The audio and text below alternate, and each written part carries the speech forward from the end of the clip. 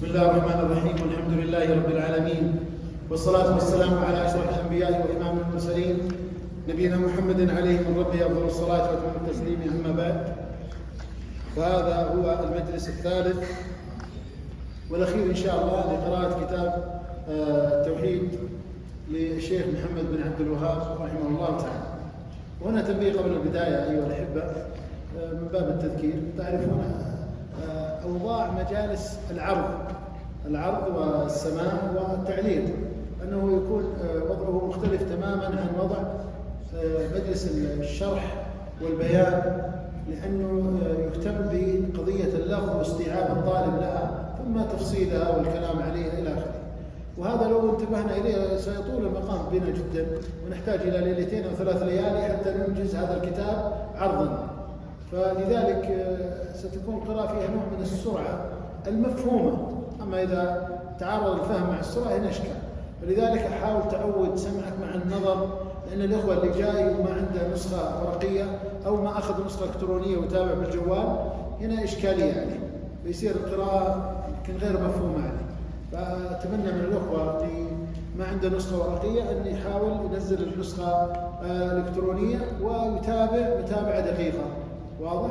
وأيضا يوصل قارئ أيضا هو حريص على ذلك أن يبين للإخوة، لأن المقصود هو الجمع بين المرور على الكتاب مع استيعاب الأبواب والآيات والأحاديث الواردة حتى يحصل الفائدة السريعة. ثم إن شاء الله بعد ما ينتهي هذا المجلس خلال الأيام القادمة تحرصون على قضية استشراح هذا الكتاب من خلال شرح مختصر له. وأوصيكم بكتاب الملخص شرح كتاب التوحيد للشيخ صالح الفوزان. هذا اسم على مسمى، الملخص شرح كتاب التوحيد، اسمه الملخص. موجود PDF، موجود بعض المكتبات، وإن لم توجد PDF موجود، نزله عندك في الجهاز، وكل يوم خذ لك بابين أو 3 أبواب. مثل ما مرينا الآن بسرعة. وكما قلنا يا إخوان، أهم شيء تفهم الباب ومعناه وارتباطه بكتاب التوحيد وارتباط هذا الباب بما بعده. شوفوا الآن يوم مرينا المرور السريع بدأ يعني في نوع من إيش؟ الفهم والاستيعاب والربط. هذا هو مقصود فهم كلام الشيخ رحمه الله. ثم بعد ذلك يتوسع الإنسان في المسائل، جزئيات المسائل. فإذا الإنسان أتم كتاب كامل بفهم ولو فهم متوسط أو قريب من المتوسط، هذا إنجاز كبير في المسيرة العلمية لطالب العلم. لو التفت وراءه رأى نفسه أنهى كتاب 3 الأصول، القواعد ال4، كتاب التوحيد، كشف الشبهات، الواسطية، الحموية، التدمرية، الطحاوية. هذا إنجاز، وبنى شخصيته العلمية. ثم بعد ذلك يعيد قراءتها مرة تلو مرة، يزداد عند الفهم والاستيعاب. أما من أول مرة يريد أن يفهم فهما مباشرا، فهما كاملا، فهما تفصيليا، هذا ما حصل لكبار المشايخ إلا من وفقه الله. أحد من الناس عنده ذكاء حاد وحفظ حاد، هذا نوادر. لكن عامة الطلبة هكذا يبدون. وكما قال القائل: لله در مشيك المدلل تمشي الهوينة وتجي في الأول. فالقضية هي عدم العجلة في التحصيل. حنا مجلسنا كما علمتم هو مجلس عرض وإنهاء الكتاب وسماع ورواية. فإذا أخذت من عندنا في هذه الليلة الرواية، يبقى عليك مسألة الدراية والفهم. هذا تأخذها من خلال أشرطة، المواقع اللي فيها دروس للمشايخ اللي سمينا لكم أسمائهم. أيضا الأخوة إن شاء الله سيهيئوا رابط في التليجرام، وإن شاء الله نزودكم بشروح ونزودكم بروابط، وممكن أنك تجرى بعض الأسئلة ويكون عليها أيضا جوائز أخرى بعد إن شاء الله بإذن الله عز وجل. نبدأ إن شاء الله مع الشيخ، وأيضا يكون أيضا قراءة متدرجة حتى نخش في نعم. فتحملونا شوي عشان نختم. طيب إلى حد كم يعني نستمر؟ إلى 3 فجرا ولا؟ إلى 7. طيب أعطونا الأخوة المرتبطين بالسكن وكذا، إلى حد كم يعني آخر حد؟ لا مو كثير يعني 12 يقفلون الباب عندكم؟ لا قبل 12 إن شاء الله ننتهي يعني. قبل 12 بكثير إن شاء الله.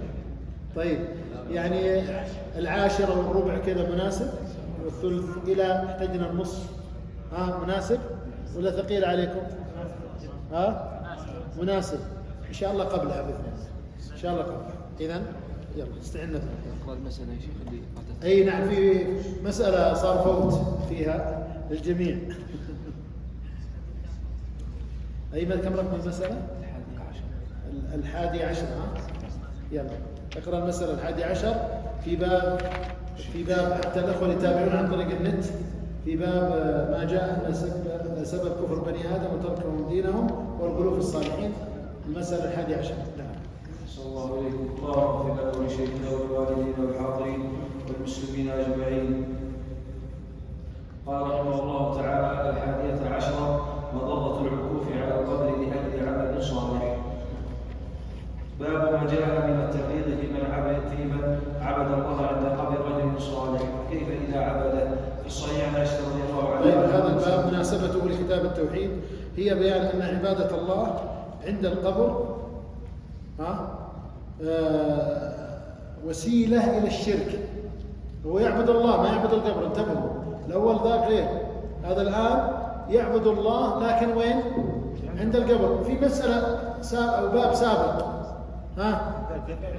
أي الذبح لله في مكان يذبح لغير الله، نفس هذا، لاحظتم نفس الفكرة. هذا يعبد من؟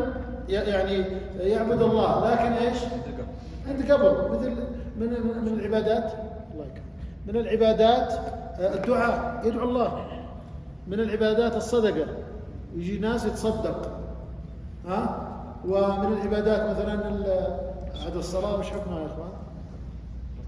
ما تجوز في المقابر، صح ولا لا؟ اي نعم، محرم. طيب، وهكذا اي عبادة تكون عند قبر وسيلة الى الشرك المنافي للتوحيد، لان صورته صورة من يفعل الشرك، صح ولا لا؟ ايش علاقة؟ احنا ما نتدخل في يعني مثلا زي صيام رمضان، هل يجوز الفطر في نهار رمضان؟ ما يجوز، صح ولا لا؟ الا المسافر والمريض، صح ولا لا؟ طيب، لو رأينا إنسان يأكل في نهار رمضان أمامنا ننكر عليه ولا ما ننكر؟ ننكر. طيب، مريض مسافر ما لنا علاقة، الأصل أن ننكر، لأنه كل مسلم لابد أن يصوم نهار رمضان. كذلك هذا لا نسمح له بأن يعبد الله عند القبر، لأنه ربما يكون إيش؟ وقع في الشرك، فنمنع، نقطع الطريق على المشركين الذين يستغفرون على التوحيد، فنقطع الطريق تماما عليهم، حتى لو كان يقول لا أنا أدعو الله، هو كذا، مثل ما يفعله الآن بعض للأسف الناس يأتي عند قبر النبي صلى الله عليه وسلم ويدعو. طيب إيش قاعد يقول؟ قاعد أدعو الله، يتوجه عند القبر، يقول لا تتوجه للقبر، توجه إلى القبلة، وهكذا. نعم. تنازع الميت هذه شو اسمه، فعلها النبي صلى الله عليه وسلم، هذه جائزة للحاجة. نعم. يلا يا أخي بسرعة. صلى الله عليه وسلم. في الصحيح عن عائشة رضي الله عنها أن مسلمة ذكرت لرسول الله صلى الله عليه وسلم كنيسة رأتها بأرض الحبشة وما فيها من صور، فقال: أولئك إذا مات فيهم رجل صالح والعبد الصالح بنوا على قبره مسجدا وصوروا فيه تلك الصورة، أولئك شرف الرب عند الله. فهؤلاء جميعا من الذين فتنة القبور مثل التماثيل ولهم عنها. قالت: لما نزل برسول الله صلى الله عليه وسلم طفقت رحم خميصة تعلق على وجهه، فإذا اغتم بها كشفها، قال: وهو كذلك لعنة الله على اليهود والنصارى اتخذوا القبور بها مساجد يحذروا ما صنعوا، ولولا ذلك لأبرز قبره غير أنه خشي أن اتخذ مسجدا أخرجها. ولمسلم عن جابر بن عبد الله قال: سمعت النبي صلى الله عليه وسلم قبل أن يموت ب5 وهو يقول: إني أمر بإبراهيم يكون لي منكم خليل، إن الله قد اتخذ خليلا كما اتخذ إبراهيم خليلا، وكنت متخذا من أمتي خليلا، فاتخذت أبا بكر خليلا، ألا وإن من كان قبلكم كان يتخذ القبور بها مساجد، ألا فلا تتخذوا القبور مساجد، فإني أنهاكم عن ذلك. فقد نهى عنه في هذا الحديث، فإنه لعنه وفي السياق فعل والصلاة عندها من ذلك. وإن يبنى المسجد، وهو معنى قولها خشي أن يتخذ مسجدا، فإن الصحابة لم يكونوا ليبنوا حول قبره مسجدا، وكل موضع قصدت الصلاة فيه فقد اتخذ مسجدا، بل كل موضع يصلى فيه يسمى مسجدا، كما قال صلى الله عليه وسلم: جعلت لي الأرض مسجدا وطهورا. ولأحمد بسند جيد بن مسعود رضي الله عنه مرفوع: إن من شر الناس من تدركهم الساعة وهم أحياء والذين يتخذون القبور مساجد. رواه أبو حاتم بصحيحه. فيه مسائل: الأولى ما ذكره في من بنى مسجدا يعبد الله فيه على قبر رجل صالح وصحبه الفاعل. الثانية أن يعلم التماثيل وغير الضرب. الثالثة الموت في مبالغته صلى الله عليه وسلم بذلك، كيف بين لهم هذا الولد ثم قبل الموت أكثر مما تقدم. الرابعة نهي عن فعله عند قبله قبل أن يوجد القبر. الخامسة أنه من سنن اليهود والنصارى في قبول أنبيائهم. السادسة إلى عدم إياهم على ذلك. السابعة أن مراده صلى الله عليه وسلم تحذيرنا عن قبره. الثامنة العلة في عدم إبراز قبره. التاسعة على اتخاذها مسجدا. العاشرة أنه قرر بين من اتخذها وبين من تقوم عليه الساعة فذكر ذريعة الشرك قبل وقوعه مع خاتمته. الحادية عشرة ذكره في خطبته قبل موته بخمس رد على الطائفتين اللتين هما شرها البدع قد أخرجهم بعض أهل السلف من 72 فرقة وهو الرافضة والجهمية وبسبب الرافضة حدث الشرك وعبادة القبور وهو أول من بنى عليه المساجد. الثانية عشرة ما بني به صلى الله عليه وسلم من شدة النزل. الثالثة عشرة ما أكرم به من الخلة. الرابعة عشرة التصريح بأن أعلى من المحبة. الخامسة عشرة التصريح بأن الصديق أفضل الصحابة أفضل الصحابة. السادسة عشرة الإشارة إلى خلافته.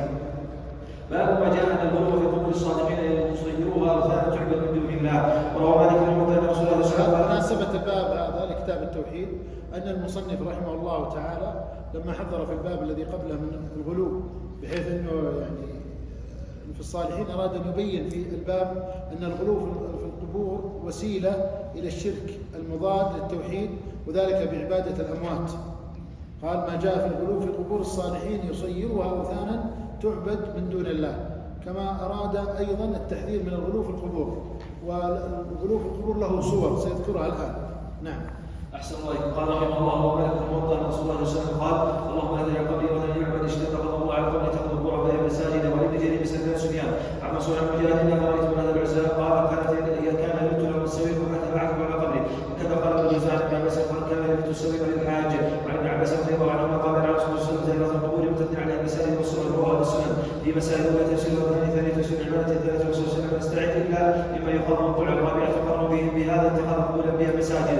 الخامسه وذكر شده غضب من الله. السادسه وهي من اهميه معرفه الصفات عباده اللات التي هي اكل الاوثان. السابعه معرفه انه مبرور صالح. الثامنه انه اسم صاحب القبر الذي يكون معنى التسميه. التاسعه معلوم زوارات القبور. العاشره لعنه من اسرجها. باب ما جاء في حمايه المصطفى صلى الله عليه وسلم جناب التوحيد وسده كل طريق يوصل الى الشرك. مناسبة هذا الباب لكتاب التوحيد أن المصنف رحمه الله تعالى لما بين في الأبواب السابقة شيئا من حمايته صلى الله عليه وسلم لجناب التوحيد أراد أن يبين في هذا الباب حمايته الخاصة. نعم. أحسن الله. قال رحمه الله قوله تعالى لقد جاءكم رسول من أنفسكم عزيز عليم أن يتم الآية عن لا ترضون قال الرسول صلى الله عليه وسلم بيوتكم قبورا ولا تجعلوا قبري عيدا وصلوا وصلوا عليه فنسأل تدعون حيث كنتم. وأبو داود لسنة سورات الثقات عن علي بن حسين أنه رأى رجلا يجير له برجة كانت عند قبر النبي صلى الله عليه وسلم فيدعو لنا وقال أنا أكذب حديثا سمعته من أبي عن جدي رسول الله صلى الله عليه وسلم قال لا تتخذوا قبري عيدا ولا بيوتكم قبورا فإن تسليمكم بلغني أين كنتم. رواه في المختار في مسائل أولى تفسير البراءة. الثاني عالم المتبع عن هذه الإمام غاية البعد. الثالث ذكر الحرص علينا ورافة رحمة الرابعة العلماء بزيارة القبر على وجه المخصوص مع زيارة بعض الأعمال. الخامسة نهي عن الإكثار بالزيارة. السادسة الحث على النافلة من البيت. السابعة المتقرب عنده ولا يشرب المقبرة. الثالثة أن تعليمه بذلك من صلاة الفجر والسلام عليه ومن بعد وإن بعد فلا حاجة إلى ما تبوه من أراد القرب. التاسعة قوله صلى الله عليه وسلم في البرزخ تعرض عليه على أمته بالصلاة والسلام. باب ما جاء أن بعض هذه الأمة يعبد الأوثان. باب ما جاء في أن بعض هذه الأمة يعبد الأوثان. مناسبة هذا الباب لكتاب التوحيد أن المصنف لما ذكر التوحيد وما ينافيه وينقصه من الشرك ذكر هذا الباب أن هذا الشرك لا بد أن يقع في هذه الأمة اللي يقع إيش؟ كونا وقدرا لا شرعا. كونا وقدرا. قصد بذلك الرد على عباد القبور الذين يفعلون الشرك ويقولون لا يقع في هذه الأمة المحمدية شرك وهم يقولون لا إله إلا الله محمد رسول الله. فبين أن بعض هذه الأمة يعبد الأوثان. نعم. أحسن الله إليكم. قال رحمه الله وقول الله تعالى ترى الذين أوتوا نصيب الكتاب يؤمنون بالجبت والطاغوت وقوله يقول هل نبيكم بشر من ذلك مثوبة عند الله لعنهم الله وغضب عليهم ويعبدون القردة والخنازير وعبد الطاغوت وقوله قال الذين غلبوا على أمرهم واتخذوا من عليهم مسجدا. وعن أبي سعيد رضي الله عنه قال تتبعون سنة من كان قبلكم مثل القردة حتى لو دخلوا جحر القبر لدخلتموه. قالوا يا رسول الله يقول النصارى قال فمن قال رجاء. ولمسلم عنده رضي الله عنه صلى الله عليه وسلم قال ان الله زودي الارض وليت شرفا وغالبا ونعمتي سيكون كلها ما زوي لي منها واعطيت كنزي الاحمر والابيض واني سافر بلقمه لا يبدا بسنه عامه ولا سيقطع لي معلوم من سوى مسلم يستهدي حقيقته من ربي قال محمد اذا غديته فضاء فان غدا ولم يعطت كلمتك الا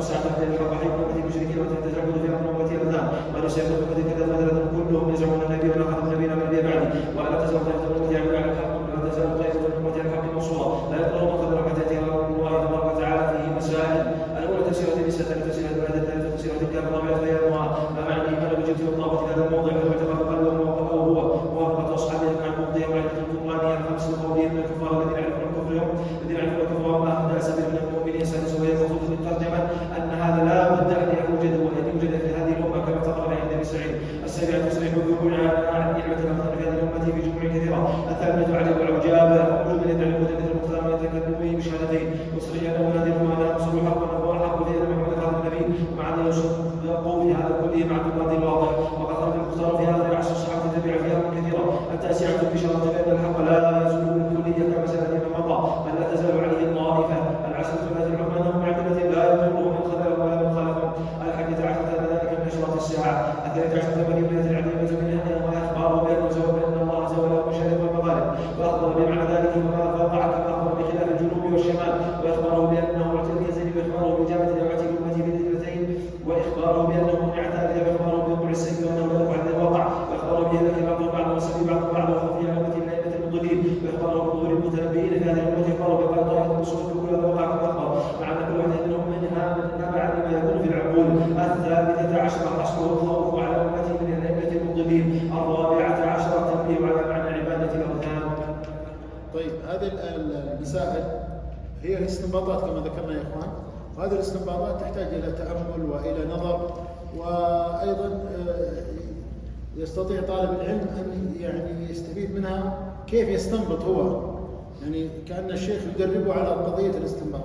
وقلنا أن هناك كتاب شرح هذه المسائل، شرح هذه المسائل. مين ذكرنا باسمه يا إخوان؟ لا بغية المسلمين.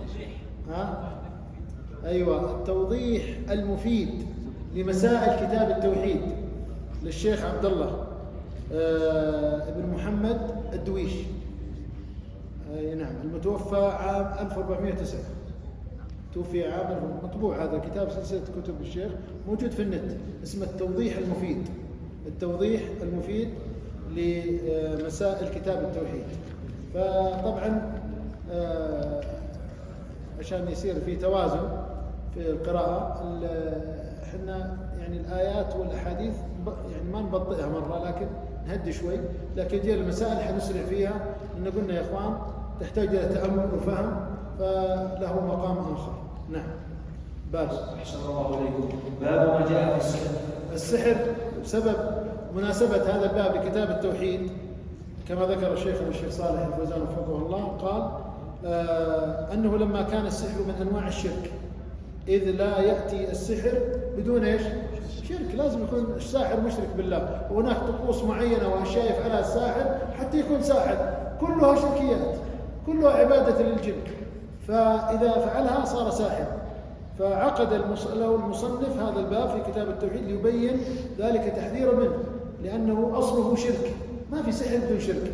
افهموا يا إخوان، فهموا الناس، لا يوجد سحر بدون شرك، بين قوسين لا يوجد ساحر طيب. بعض الناس بياخذ ساحر طيب يفزع مع الناس، طيب ما شاء الله والله ما يضر أحد، هو ما يضر أحد، يساعد يفك ويسوي، يحتسب الأجر عند الله. طيب هذا أصلا هذا كافر يا إخوان، افهموا، هذا كافر، هذا الرجل لم يصل ساحرا إلا بعد أن صار كافرا مشركا أيضا، ومر بأنواع أعوذ بالله تستبشع النفوس منها. يمكن بعضكم اطلع أو قرأ أو سمع شيء من ذلك، شيء لا يتخيله عقل، من إهانة كتاب الله وكتابته بأشياء وأمور وانطواء في أماكن منعزلة وفي خرابات، وتأمره الجن بأشياء 1 2 3 4 يفعلها بالحرف الواحد. فالحقيقة احنا نرى أن الساحر يتسلط على الجن ويأمره بينهم، وفي الحقيقة العكس، هذا هو الواقع. الجن هي التي تتسلط على الساحر وتستغله لأجل أنه وسيلة بينه وبين البشر، لأن البشر لا يستطيعون يتعاملون مع الجن مباشرة، فتحتاج الجن إلى رجل، شخص يكون واسطة بينهم وبين الناس، فتتقبله الناس، وهو هذا البائس الساحر، نسأل الله العفو والعافية. ولا يدحر السحرة وأمورهم إلا أمثالكم من طلبة العلم. نعم. أحسن الله إليكم. قال رحمه الله تعالى: وقول الله تعالى: ولقد علموا لمن اشتراه ما له في الآخرة من خلاق. وقوله: يؤمن بالجبت والطاغوت. قال العلماء: الجبت السحر وطاغوت الشيطان. وقال جابر: الطواغيت كهان كان ينزل عليهم الشيطان في كل حين واحد. عن ابي رضي الله عنه رسول الله صلى الله عليه وسلم قال: اجتنب السبع الموبقات. قال رسول الله: ما هن؟ قال: الشرك بالله والسحر والتقليد التي حرم الله بالحق والربا واكل مال اليتيم والتولي يوم السحر وقتل المحصنات الغافلات المؤمنات. وعن جد مرفوعا: حد الساحر ضربه بالسيف. رواه الترمذي وقال الصحيح انه موقوف. وفي صحيح البخاري: ابو جهل بن عبده قال: كتب عمر بن الخطاب ان نقتله كل ساحر وساحره. قال: فقتلنا 3 سواحر. وصح عن حفصه رضي الله عنها انها امراه امرت بقتل جاريه لها سحرتها فقتلت. وكان صحابي قال: احد عن 3 من اصحاب رسول الله صلى الله عليه وسلم. فيه مسائل: تفسير البقره، تفسير النساء، تفسير الثالثه تفسير الجنه والطاغوت. يطلق بينهما ربيعه والطاغوت قد يكون جني وقد يكون من انس. الخامسه معرفه السبع الموضوعات المخصوصه بالنهي. السادسه الساحر يكفر. السابعه يقتل ولا يستتاب. الثامنه وجودها على المسلمين على عهد عمر. فكيف بعده؟ باب بيان شيء من انواع السحر. المسألة السابعة في السابق يقول: يقتل ولا يستتاب. طيب هذا القول بناء على ماذا؟ هل توبته مقطوع بها ولا مجهولة بالنسبة لنا؟ مجهولة، لأن ما نعرف. يقول: أنا تبت وفي الحقيقة يتعامل مع السحر مع الجن.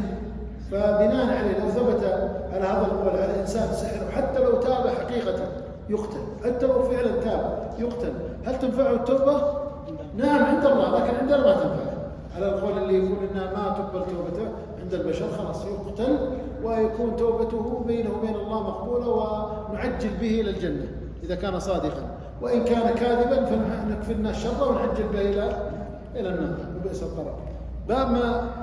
باب بيان شيء من أنواع السحر. مناسبة هذا الباب لكتاب التوحيد أن المصنف رحمه الله تعالى لما ذكر في الباب الذي قبل هذا السحر ذكر في هذا الباب شيئا من أنواعه لكثرة وقوعها وخفائها على الناس حتى ظنوها من كرامات الأولياء، وآل بهم الأمر إلى أن يعبدوا أصحابها فوقعوا في الشرك العظيم. فبين الشيخ باب بيان شيء من أنواع السحر. تفضل.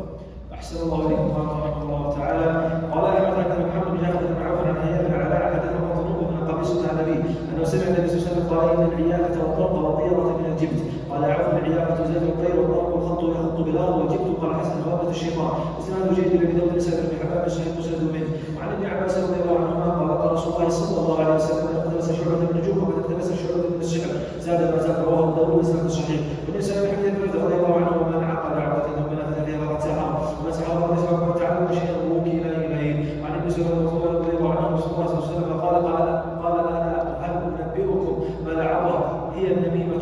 قالت بين الناس. رواه مسلم. وله عن ابن عمر رضي الله عنه أن رسول الله صلى الله عليه وسلم قال: إن من البيان لسحرا. في مسائل من في أشياء من السحر لكن ليست هي حقيقة سحر، مثل ما ذكر النبي صلى الله عليه وسلم من البيان سحر، وليس المقصود به السحر الحقيقي هذا، لكن يعني يؤثر على العقول ويخلي الإنسان يقتنع بالكلام ويعجب بالكلام. السابق النميمة تفعل فعل السحر، وهو ايش؟ التفريق. فالنمام يفرق بين الأحبة، كذلك الساحر يفرق بين الأحبة بعمل سحري. هذا النمام بالكلام ولم يتعامل مع الشياطين، لكن عمله كعمل، وذلك ذكر في هذا الباب لتشابه الأعمال. نعم. في مسائل. أحسن الله عليكم. رحمه الله من سبب أن يعرف الطرق ثلاثة من جبت ثلاثة تفسير العبد الطرق. الثالثة تعلم من نجوم نوع النجوم من نوع السحر. الرابعة العقل معنى من ذلك. الخمسة النبي من الناس من ذلك. السادسة من ذلك بعض الفصاحة. باب ما جاء في الكهان ونحوهم.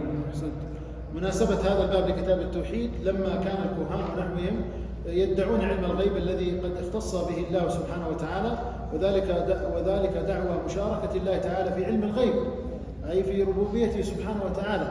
أراد المصنف أن يبين في هذا الباب ما جاء في حقهم وحق من صدقهم من الوعيد. إذن هذا شيء له علاقة بتوحيد ماذا؟ الربوبية. وقلنا الشيخ خص هذا الكتاب بتوحيد ماذا؟ الألوهية، وأشار إلى الأسماء والصفات في الأبواب السابقة، وهذا الآن يشير إلى شيء من الربوبية في هذا الباب. نعم.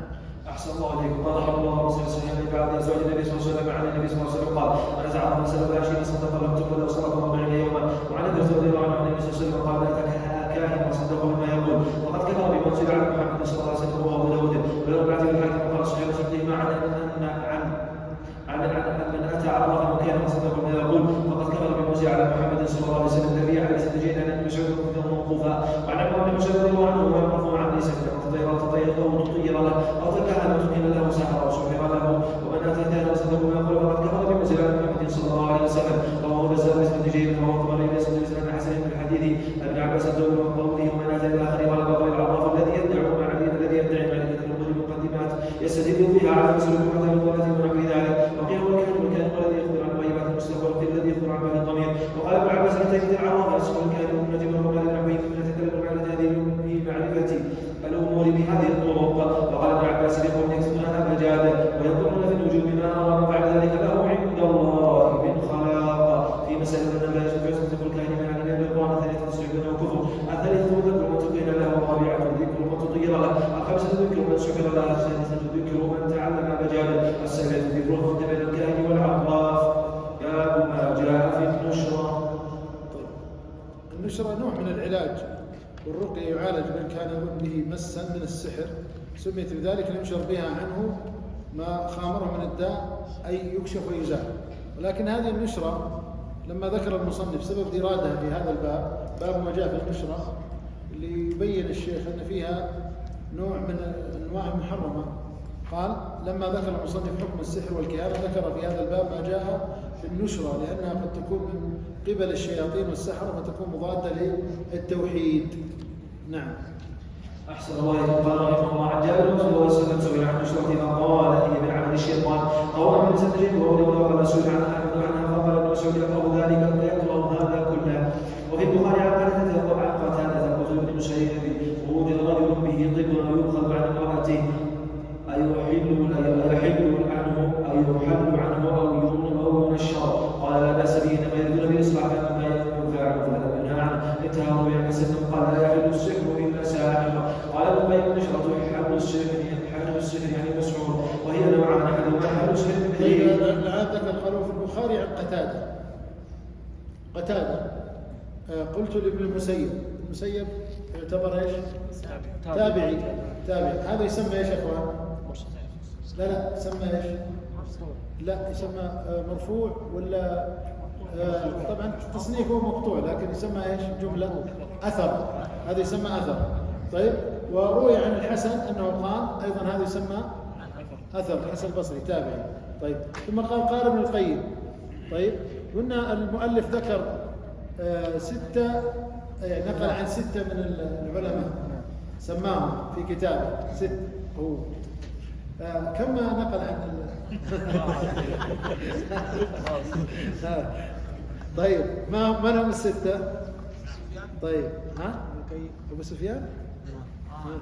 طيب بلاش بدون هدية اللي يبغى ينزل تفضل. ابن الجوزية نعم والحديبية الإمام النووي نعم والحسن البصري. لا هذا قلنا هذا أثر محسوب من الآثار. 3 ممتاز 3 جيد. أيضا اللي في الأخير البغوي ذهبي ابن حزم. طيب كم مرات نقل عنهم؟ نعم تفضل. ابن حزم والذهبي والبغوي مرة والنووي بعد مرة أيوة خلاص كذا تمام أنت أديت الواجب. ابن حزم والنووي والبغوي والذهبي من مرة ذكرهم. وبقى عندنا 2 ابن القيم وابن تيمية ذكرهم كم مرة؟ 3.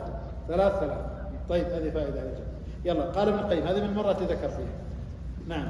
أحسن الله إليكم. قال ابن القيم نشرة حديث سعيد بن مسعود وهي نوعان أحدهما حديث سعيد بن والذي يتبع الشيطان عليه يقبل قول حسن ويتقرب منتشر والشيطان بما يحب فيبطل عمله عن المسحور. والثاني نشرة الرقية بالتوعية الدعوات المنية المباحة هذا جائز في مسائل الأولى عن نشرة الثانية الفرق بين من يعلم والمرخص فيه مما يزيد الإشكال. مما يجعلك مرتبطا بكتب أهل العلم أن تصنع لنفسك أنت إحصائيات مثل هذه الإحصائيات. تعتبر الإحصائيات تربطك بالكتاب تصير تقرأ تقول بستقرأ مثلا كم مرة ذكر كذا ثم ترجع تقول بستقرأ كذا وتسجلها عندك تخليك تقرأ الكتاب مرة وتستمتع فيه وتركز أيضا. لكن تقرأ تحس ملل لكن يوم تقرأ وعندك هدف معين تقول أنا الآن بشوف مثلا ارتباط الأبواب مع بعض، مثلا إذا كنت تقرأ كتاب التوحيد، أو بشوف كم حديث نقله عن البخاري، مثل الإحصائيات اللي أعطيتكم إياها مثلا، وأشوف كم عدد الحين ترى ما أعطيناكم أسماء التابعين اللي نقلهم، هذه مشروع لكم، يلا أعطونا إياه في فائدة جديدة. لو كان الشيخ يحيى معنا كان قال هذا مشروع ماجستير أو دكتوراه. طيب، فالمقصود أن هذا مشروع للقراءة، فأي كتاب تقرأه حط لك مشروع شخصي حتى ترتبط بالكتاب، وسجل عندك دفتر أو ورقة، فإذا انتهيت تشعر بالإنجاز، أنت انتهيت الكتاب مع إخراج فائدة معينة تحققتها، ثم تقرأه مرة أخرى تحقق فائدة أخرى، وهكذا، فيكون ارتباطك بالكتاب وبشرح الكتاب ارتباط يعني مفيد وممتع ومنجز أيضا. نعم، يلا.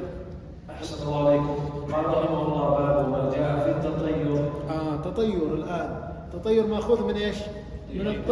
من الطير نفسه، صح ولا لا؟ وهو ربط الغيب في الطير. لاحظتم كيف؟ هذا يتعلق بإيش؟ بالربوبية ولا بالألوهية؟ بالربوبية، يعني إنه هل الطير يعلم الغيب؟ لا، ما يعلم الغيب، ولذلك قال هنا لما كانت الطيرة نوعا من الشرك الذي يتنافى مع التوحيد فعلا، أو ينقص كماله، عقد المصنف لها هذا الباب في كتاب التوحيد تحذيرا منها. فالإنسان وهو كامل الخلق، والله كرم بني آدم، لا يعلم الغيب، يعلم طير.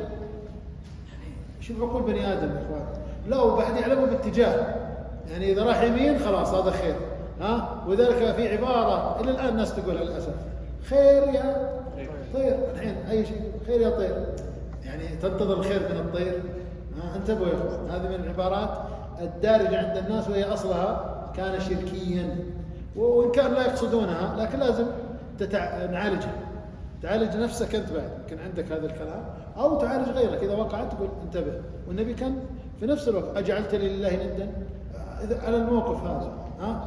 نعم، لقد قلت كلمة لو مزجت بماء البحر لمزجت، ما تركها فيما بعد، لا، على طول في نفس الوقت، بس بلطف وطريقة حسنة. يقول لا إله إلا الله الشيخ من قالها؟ يقول لا إله إلا الله، وأنت تنبه أيضا. أحسن الله عليكم. قال رحمه الله: قول الله تعالى: ألا إنما طائرهم عند الله ولكن أكثرهم لا يعلمون.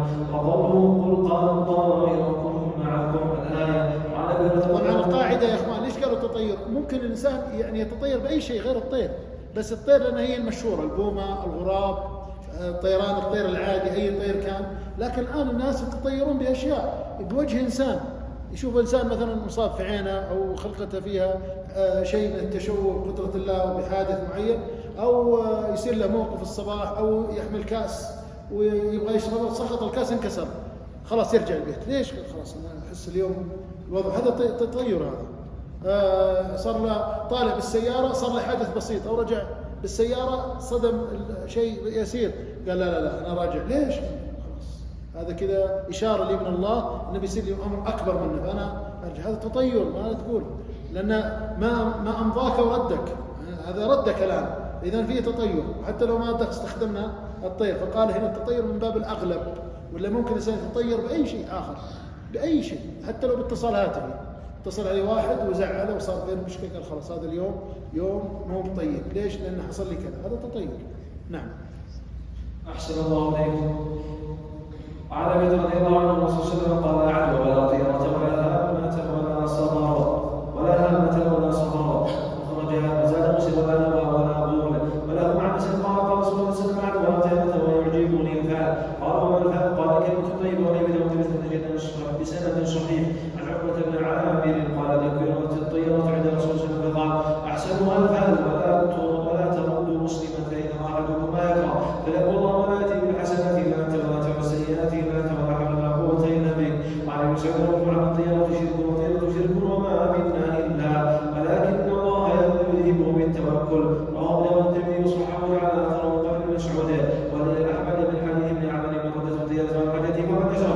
قالوا: وما كفر ذلك؟ قال: يقول اللهم لا خير إلا خيرك ولا طير إلا خيرك ولا إلا غيرك. وله من حديث فضل بن عباس رضي الله عنه: إنما الطيرة ما أعطاك أردك.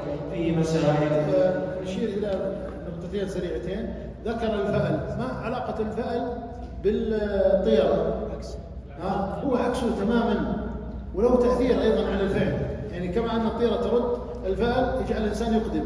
فإذا أقدم هذا من فعل النبي صلى الله عليه وسلم، رغم أنه أحيانا فيه نوع من إيش؟ استشراف للغيب، يعني يوم نتفاءل استشرف الغيب أنه في خير قادم، لكن هذا الفعل لو ما فعله النبي نقول توقف، لأنه إقدام على شيء غيبي بسبب شيء حصل لك، لكن الرسول ما دامه فعله وكان يعجبه إذن هذا شيء مشروع، هذا شيء مشروع ولو أثر حقيقي، وهذا من يعني من تبشير الله لأهل الإيمان أنه يجعل لهم أشياء يعني يستبشرون من خلالها. هذا نقطة. النقطة الثانية قوله وما منا إلا، هذه رمز كذا، وما منا إلا. إيش معنى هذا الكلام؟ يعني كثير من الناس بكونه بشر فقد يتأثر بما يراه أمامه من حادث أو طير أو موقف أو كلمة يسمعها، فيكون له تردد لحظي، تردد لحظي يجعله يحجم. لكن المؤمن كيف يصنع في هذا الموقف؟ قال ولكن الله يذهبه بماذا؟ العلاج التوكل على الله وتفويض الأمر إلى الله، ولكن لا يجعله يحجم، لأنه الآن هنا طبق التوحيد وطبق دراسته للتوحيد الآن. نعم شيخ. مسائل. أحسن الله عليكم. فيه مسائل لا تستبيح على قوله ألا يغفر عند الله مع قوله تعالى معكم مثلة الذين عند ثلاثة في الطيرة الرابعة الذي هذا ما سنة الصلاة سنة فليس بذلك فمستحب السابعة تفسير ثلاثة من الواقع قبل ذلك القراءة لا يضر به الله بالتوكل. التاسعة منها باب ولده العاشرة والتسريع من الطيرة الشريف 11 تفسير الطيرة المذمومة باب ما جاء في التنجيم. طيب التنجيم له ارتباط بايش؟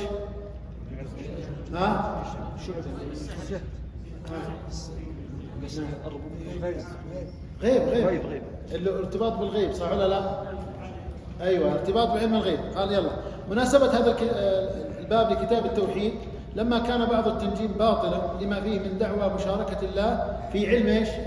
الغيب. هذا في الربوبية ولا الألوهية؟ في الربوبية. وتعلق القلب بغير الله عز وجل ونسبة التصرف إلى النجوم، وذلك ينافي التوحيد. ناسب أن يعقد له باب هنا يبين فيه الممنوع والجائز منه ليكون المسلم على بصيرة من ذلك. نعم. باب ما جاء في التنجيم. الله عليكم.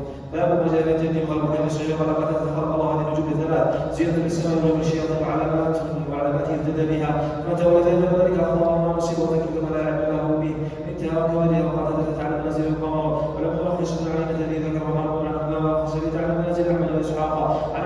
هذا الكلام اللي نقول البخاري يعتبر ايش؟ حديث مرفوع ولا أثر؟ نعم. وعن أبي موسى. هذا أبي موسى الآن قال رسول الله صلى الله عليه وسلم قال رسول الله صلى الله عليه وسلم ثلاثة لا يدخلون الجنة كل الخمر وقاطع الرحم ومصدق بالسحر وأحمد بن حنبل في صحيحه في مسائل التي تذكر في الجنة تطار والدعاء نزع على ذلك. الثالثة ذكر الخلاف في تعليم المنازل. الرابعة والعيد في مصدق البشر السحر والعرف أنه باطل. باب ما جاء في الاستسقاء بالأنواع. أيوة استسقاء بالأنواع. النوع ما هو؟ النجوم. هل تؤثر على الناس؟ هي تستقل بذاتها؟ أيوة المشركين يعتقدون فيها ذلك. قال الشيخ رحمه الله وفقه الله مناسبة الباب لكتاب التوحيد لما كان نسبة نزول المطر إلى النوع على وجه الاعتقاد أنه له تأثير في نزوله شركا أكبر كاعتقاد جلب النفع أو دفع الضر في الأموات والغائبين، أو شركا أصغر إن كان لا يعتقد أن لها تأثيرا إنما هي سبب لنزول المطر. ناسب أن يعقد له المصنف بابا في كتاب التوحيد للتحذير منه. هنا نقول أن هي اللي تنزل مطر، النجوم تنزل مطر، ما حكمه؟ شرك أكبر. طيب هي سبب شرك أصغر. السوار في اليد، السوار في اليد يمنع من الأمراض، سبب فقط لمنع الأمراض، سبب شرك أصغر لأنه مو سبب شرعي ولا هو طبيعي. طيب يحطونها بعض الناس الآن، سمعتم المغناطيسية والكلام وكذا كلام غير صحيح. طيب لا هو يشفي بذاته، هذا اساس الشرك أكبر حسب الاعتقاد. نعم. باب ما جاء في الاستسقاء بالانواع. نعم. احسن الله عليكم. قول الله تعالى وتجعلون رزقكم انكم تكذبون. وعن ابن الشيخ رضي الله عنه الرسول صلى الله عليه وسلم قال اربع في امتنا الرجال يتركونهم الاخذ بالحسن والكذاب واستسقاء بالنجوم احد وقال ان الايه كثيره قبل موتها تقام يوم القيامة عليها سربال من قطران ودرع من جراب مسلم. وله معز بن خضر رضي الله عنه قال صلى الله عليه وسلم صلاة الصبح بالغيبة على يد السماء كثر الليل فلما صلى قبل على الناس فقال تدرون ماذا قال ربكم؟ قال الله ورسوله أعلم. قال أصبح من عبادي مؤمن بي وكافر. فأما من قال مؤمن بفضل الله ورحمته فذلك مؤمن بي كافر بالكوكب. ومن قال مؤمن بي كذا وكذا فذلك بي مؤمن بالكوكب. له من حديث ابن عباس معناه وفيه قال بعضهم قال لقد صدق قوله كذا وكذا فنزل الله هذه الآيات فلا أقسم واقع النجوم إلى قوله تكذبون. في مسائل المتشابهات الواقعة 43 من الرجال 33 الكفر في بعضها 44 من الملة. الخامسة قول يصبح بعباده مؤمن يكذب بسبب نزول نعمة سلسلة التفضل بالإيمان في هذا الموضع. التفضل الإيمان في هذا الموضع. الثانية التفضل بالكفر في هذا الموضع. الثالثة التفضل قوله قال صدقنا بكذا وكذا سيأتي القول العالم تعالى المسألة بالاستفهام عنها كقول تدرون ماذا قال ربكم عشرة وعيد النائحة. باب قول الله تعالى ومن الناس من يتخذ من دون الله أندادا يحبونهم كحب الله. الآية. مناسبة هذا الباب لكتاب التوحيد لما كانت محبته سبحانه وتعالى هي أصل الدين فبكمالها يكمل دين الإنسان وبنقصها ينقص توحيد الإنسان نبه المصنف على ذلك بهذا الباب. نعم. أحسن الله رحمه الله قوله قل إن كان آباؤكم وأبناؤكم إلى قوله أحب إليكم من الله ورسوله. الآية. عن أنس بن رسول الله قال إن أحدكم حتى يكون أحب إليه من والده وولده ولسيد عنده رجاء. ولو عنه قال رسول الله صلى الله عليه وسلم ثلاث من كن فيه وجد بهن حلاوة الإيمان أن يكون الله سبحانه وتعالى المسيح وأن يحبه ولا يحبه إلا الله وأن يكون يعمل ينظر عليه قال المؤمن كما يكون يقول في الله وفي الله بعد حالة الإيمان حتى إلى آخر الناس رضي الله عنه قال الحمد لله وإليه ومن بعد بالله فإنه تناول ولايتنا بذلك مثل العبد إيمانه وكذا صلاة وصوم حتى يكون كذلك وقد صارت عبد وقات الناس على الدنيا وذلك لا يجري على ذلك شيء رواه جرير. وقال ابن عباس في قوله تعالى وتقطعت بهم النسب قال المودة لمسألة تفسير البقرة تفسير القرآن.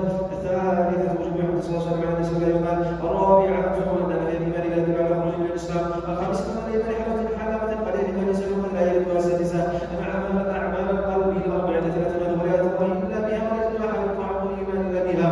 السبب المشهد قال عن الله على أمر الناس. الثامن التفسير وتقطع من الأسباب. التاسعة أن المشركين يحب الله شديدا. العاشرة هو الوعيد على مكان الثمانية عنده وحب من دينه. الحادية عشرة من اتخذ ندا تشابه محبة الله فهو الشرك الأكبر. باب قول الله تعالى إنما ذلكم الشيطان يخوف أولياءه فلا تخافوهم وخافون إن كنتم مؤمنين. مناسبة هذا الباب لكتاب التوحيد أنه لما كان الخوف من أجمع أنواع العبادة التي يجب إخلاصها لله تعالى نبه المصنف بهذا الباب على وجوب إخلاصه لله عز وجل. نعم.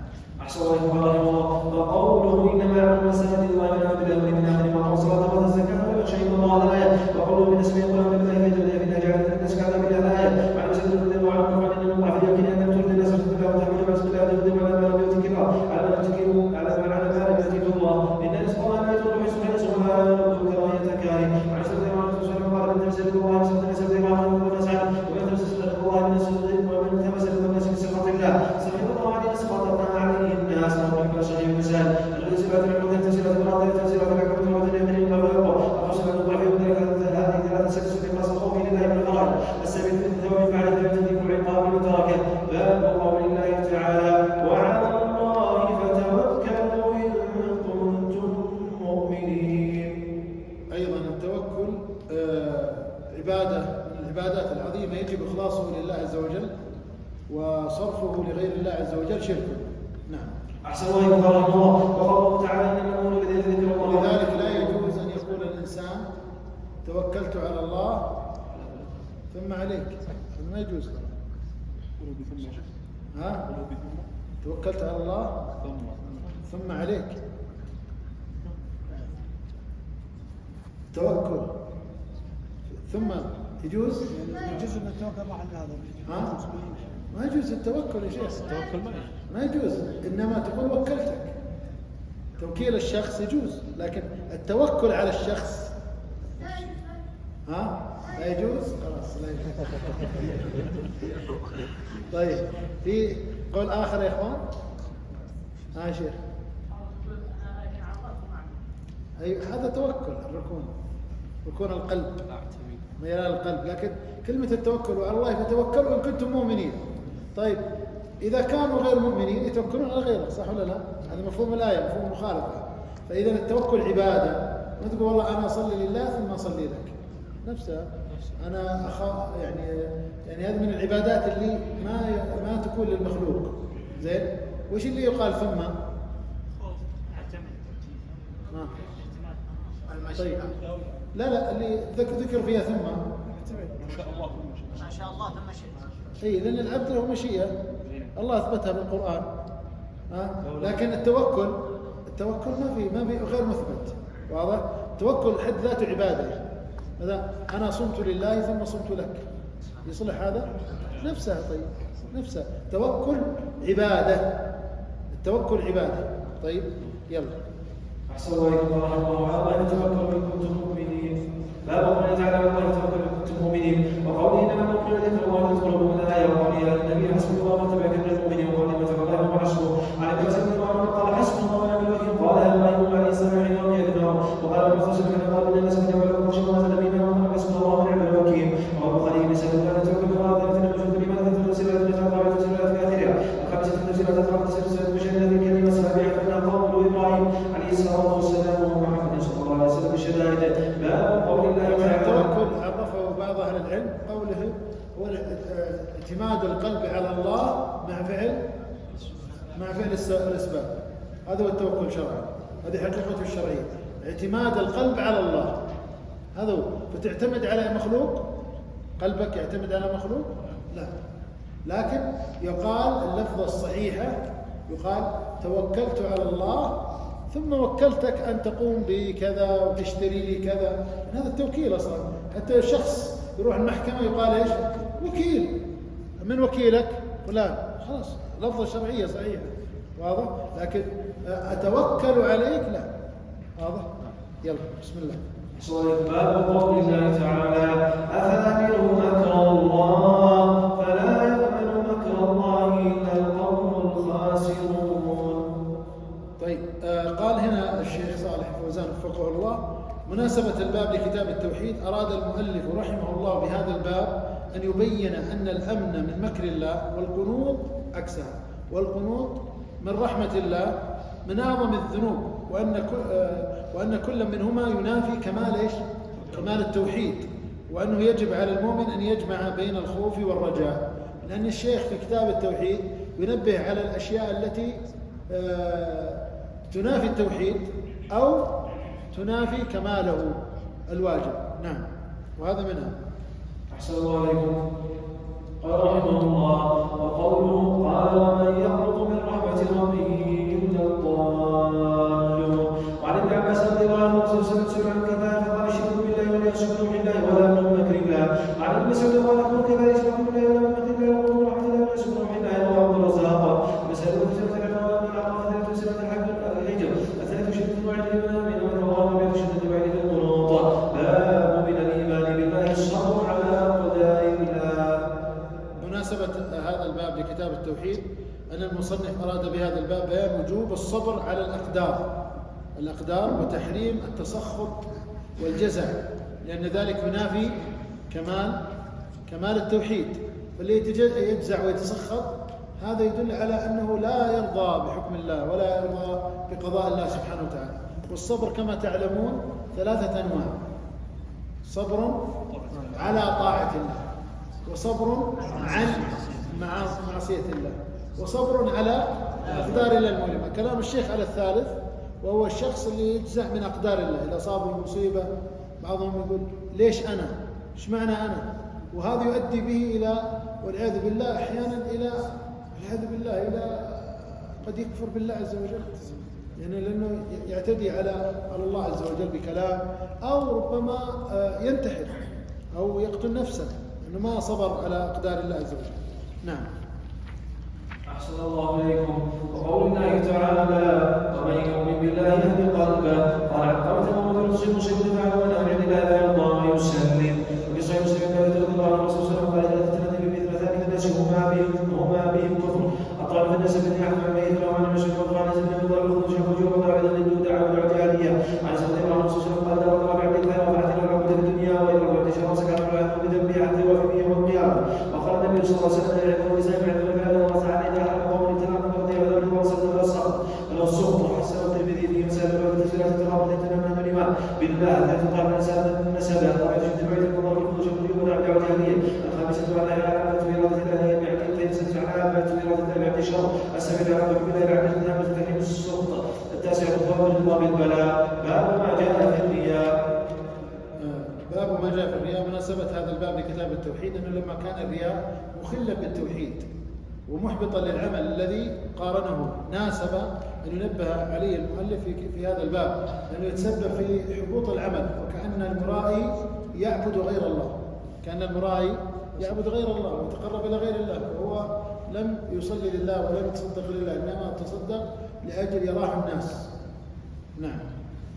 أحسن الله إليكم. قال رحمه الله قول الله تعالى ولذا المشرك يوحي إنما له إله واحد لا إله إلا هو مرفوعا. قال كان المشرك يشرك مع مصالح من عبد العالم يشرك بجمعه في غير ذات وشرك وهو مسلم. عن ابن مرفوع رضي الله عنه عن ابي سعيد مرفوعا لا يخبركم بما وصف عليكم عندي من مشرك الدجال. قال بلى رسول الله قال الشرك خفي ومرد بسعيد جل صلاه في بيان وصلى الله احمد في مسائل وتسيره كثيره تهدون العظيم فرد على صحيح ان الله يخير لشيء بغير الله اتيتم بكم سلمون بذلك وقالوا لنا وعد من مسعود بن كعب عن المشرك خمسه خوف النبي صلى الله عليه وسلم صلى الذي يستحسن وصلى ذلك من سلك الى زينا لما يرى من الرجل اليه. باب من الشرك اراده الانسان بعمله الدنيا. قوله باب من الشرك إرادة الإنسان بعمله الدنيا. لاحظ إرادة من شيء قلبي، الإنسان بعمله الدنيا لا الآخرة، لا يريد الآخرة يريد الدنيا. هذا الباب مناسبته لكتاب التوحيد أن العمل لأجل الدنيا شرك ينافي كمال التوحيد، ينافي كمال التوحيد ويحبط العمل ويفترق ويفترق عن الباب الذي قبله أن هذا عمل لأجل دنيا يصيبها، والمرائي عمل لأجل المدح فقط. لاحظ يعني الصورة الأولى المرائي رأى الناس حتى يمدحونه فقط، يعني ما في فلوس ما في شيء ما في أمر، اللهم مكانة ومدح وثناء عند الناس. طيب أما هذا الشخص اللي يعمل لأجل الدنيا ينتظر مصلحة، يعني مثلا زواج كما جاء في الحديث هاجر لامرأة ينكحها، وكما قال الشاعر صلى وصام لأمر كان يطلبه فلما انقضى الأمر لا صلى ولا صام. صلى الله العافية. أي نعم. أو بعضهم مثلا يعني يذكرون أن المدير الفلاني يحب أن الشخص يكون كذا وكذا من الخير وكذا، فهو يفعل هذا أمامه حتى يرقيه أو ينقله أو يفعل شيء من هذا القبيل. أو بعضهم نسأل الله العافية ربما لو صور شيء من أعمال الخيرة قد تجيه تبرعات هو ويجيه دعم ويجيه أيضا يعني الآن ابتلي الناس بعدد المتابعين وعدد كذا فيحصل له مال من المقطع هذا، فهو يدفع مثلا 500 ريال ولا 1000 ريال لفقير، لكن إذا انتشر المقطع وصار له متابعات كثيرة الشركة أعطته مثلا 100,000 فهو يدفع 10,000 صدقة، لكن لا يريد الأجر، يريد إيش؟ 100,000. هذا ينطبق عليه تماما من الشرك إرادة الإنسان بعمله الدنيا، وهذا من البلاء اللي قد انتشر في بعض الناس في هذا الزمن. نعم. أحسن الله إليكم. قال رحمه الله تعالى وقوله تعالى من كان يريد حياة الدنيا زينة نوفي إليهم أعمالهم فيها. الآيتين. سعيد بن رضي الله عنه قال رسول الله صلى الله عليه وسلم تعس عبد الله تعس عبد الله تعس عبد الله تعس عبد الله سقط تعس وانتكس وإذا الشيء انتقشت بني عبد الله أخي بعنان راسي في سبيل الله عشان الله صلى وتقدمه كان في راسي كان في راسي كان في الساقة كان في الساقة للسادة يرضى الله ويشفع ويشفع. هذه أمراض يا إخوان تبتلى بها النفوس البشرية، فالإنسان قد يصيب هذا المرض بدرجات مختلفة، بعض الناس درجات واضحة وبعضهم لا درجات بسيطة، فالإنسان عليه أن يعالج نفسه من خلال سيرة نبينا محمد صلى الله عليه وسلم الذي قدم كل شيء لأجل الله سبحانه وتعالى، وسيرة الصحابة وسيرة الصالحين، وكذلك كثار من قراءة القرآن مع التدبر لما عد الله عز وجل لعباده الصالحين من الأجور العظيمة في الآخرة وأحيانا الإنسان إذا أخفى عمله يكون أجره عظيم عند الله سبحانه وتعالى. ولذلك ضرب السلف أروع الأمثلة في إخفاء العمل والحرص الشديد على إخفائه. ولكن الله عز وجل قد رخص في بعض الإظهار إذا كان الإنسان مخلص لله عز وجل، قال إن تبدوا الصدقات فنعم ما هي وإن تخفوها وتؤتوها الفقراء إيش؟ فهو خير لكم، يكون خير وأفضل. وذلك الإنسان يبحث عن الخير والأفضل، وهذا لقلبه لعمله لكذا. والإنسان دائما يا إخوان يجدد إيمانه، يجدد نفسه، يتفقد. الآن لله يعني معليش يعني في أمثلة في الأجهزة أحيانا بعض الناس يحرص على الجهاز والكمبيوتر، وش يسوي؟ يروح يوديها عند المصلح يقول شيل الفيروسات، شيل الأشياء، صار الجهاز بطيء، صار كذا، يبغى له إعادة اهتمام وكذا. القلب كذلك يا أخي، والإيمان كذلك يخلق في جوف الإنسان، فلا بد أن يجدد مثل هذه المجالس ولقياء الأحبة والصالحين والتذاكر في ما عند الله وقراءة سير الصالحين والوقوف على سير العلماء إلى آخره من المعاني التي تزهد في الدنيا وترغب في الآخرة وترغب فيما عند الله سبحانه وتعالى. نعم شيخ في مسائل. أحسن الله في مسائل. الأولى مدرسة العابدين ومدرسة الدنيا بعد الآخرة المسيرات ومدرسة التسمية المسائل المسلمين العابدين الذين هم الخميس الرابعة تفسير ذلك وقال السلام وخامسا ولو من عيسى من كان منكس السادس قالوا هذا الشيء كما تقش السابع الدعوة المجاهد الموصف بالصفات باب من أطاع العلماء والأمراء في تحريم ما أحل الله أو تحريم ما حرمه فقد اتخذهم أربابا من دون الله. لاحظ القيد اللي ذكره الشيخ، ما أطلق يعني واحد يطيع عالم يعتبر أخطأ، يطيع أمير أخطأ، لا، لكن القاعدة في قضية تحليل ما حرم الله أو تحريم ما أحل الله، هذه القاعدة، سواء أب أو أمير أو وزير أو يقول الله وإن جاهداك. لاحظ من أفضل إنسانين في حياتك الأب والأم، ولم يطلبها منك، ما طلبوا، إنما جاهد، يعني محاولات متتالية بأساليب مختلفة متنوعة. وإن جاهداك على أن تشرك بي ما ليس لك به علم، إيش الجواب؟ إيش الموقف؟ فلا تطيعهما قاتلهما أهنهما.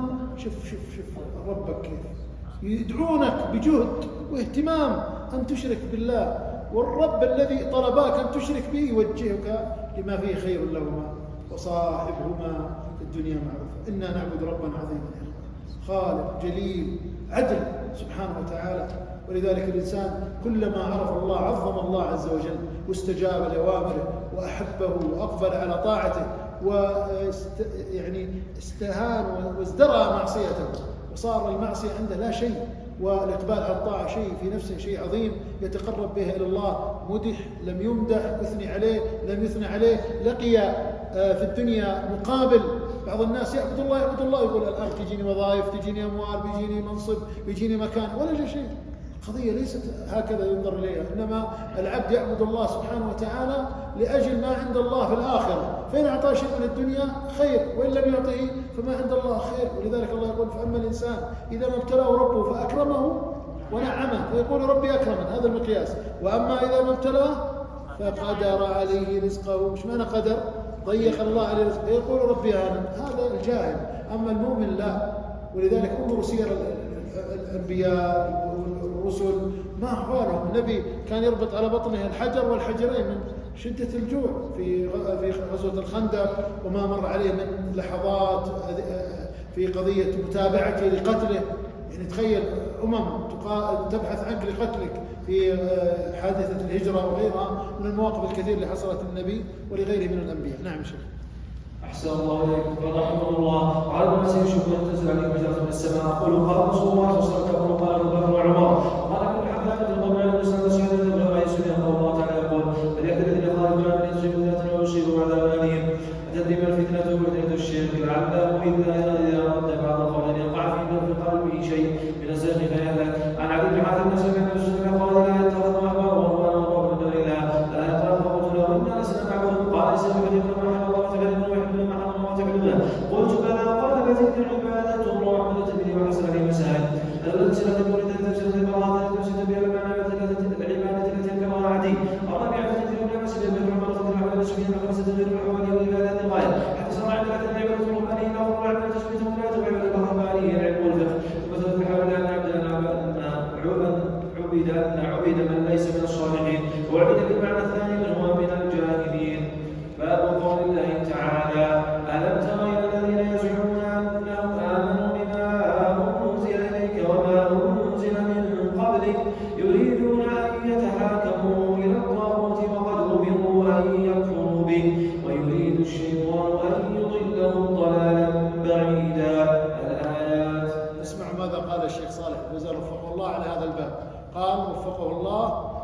مناسبة هذا الباب لكتاب التوحيد، نبه المؤلف رحمه الله بهذا الباب على ما تضمنه التوحيد واستلزمه من تحكيم الرسول صلى الله عليه وسلم.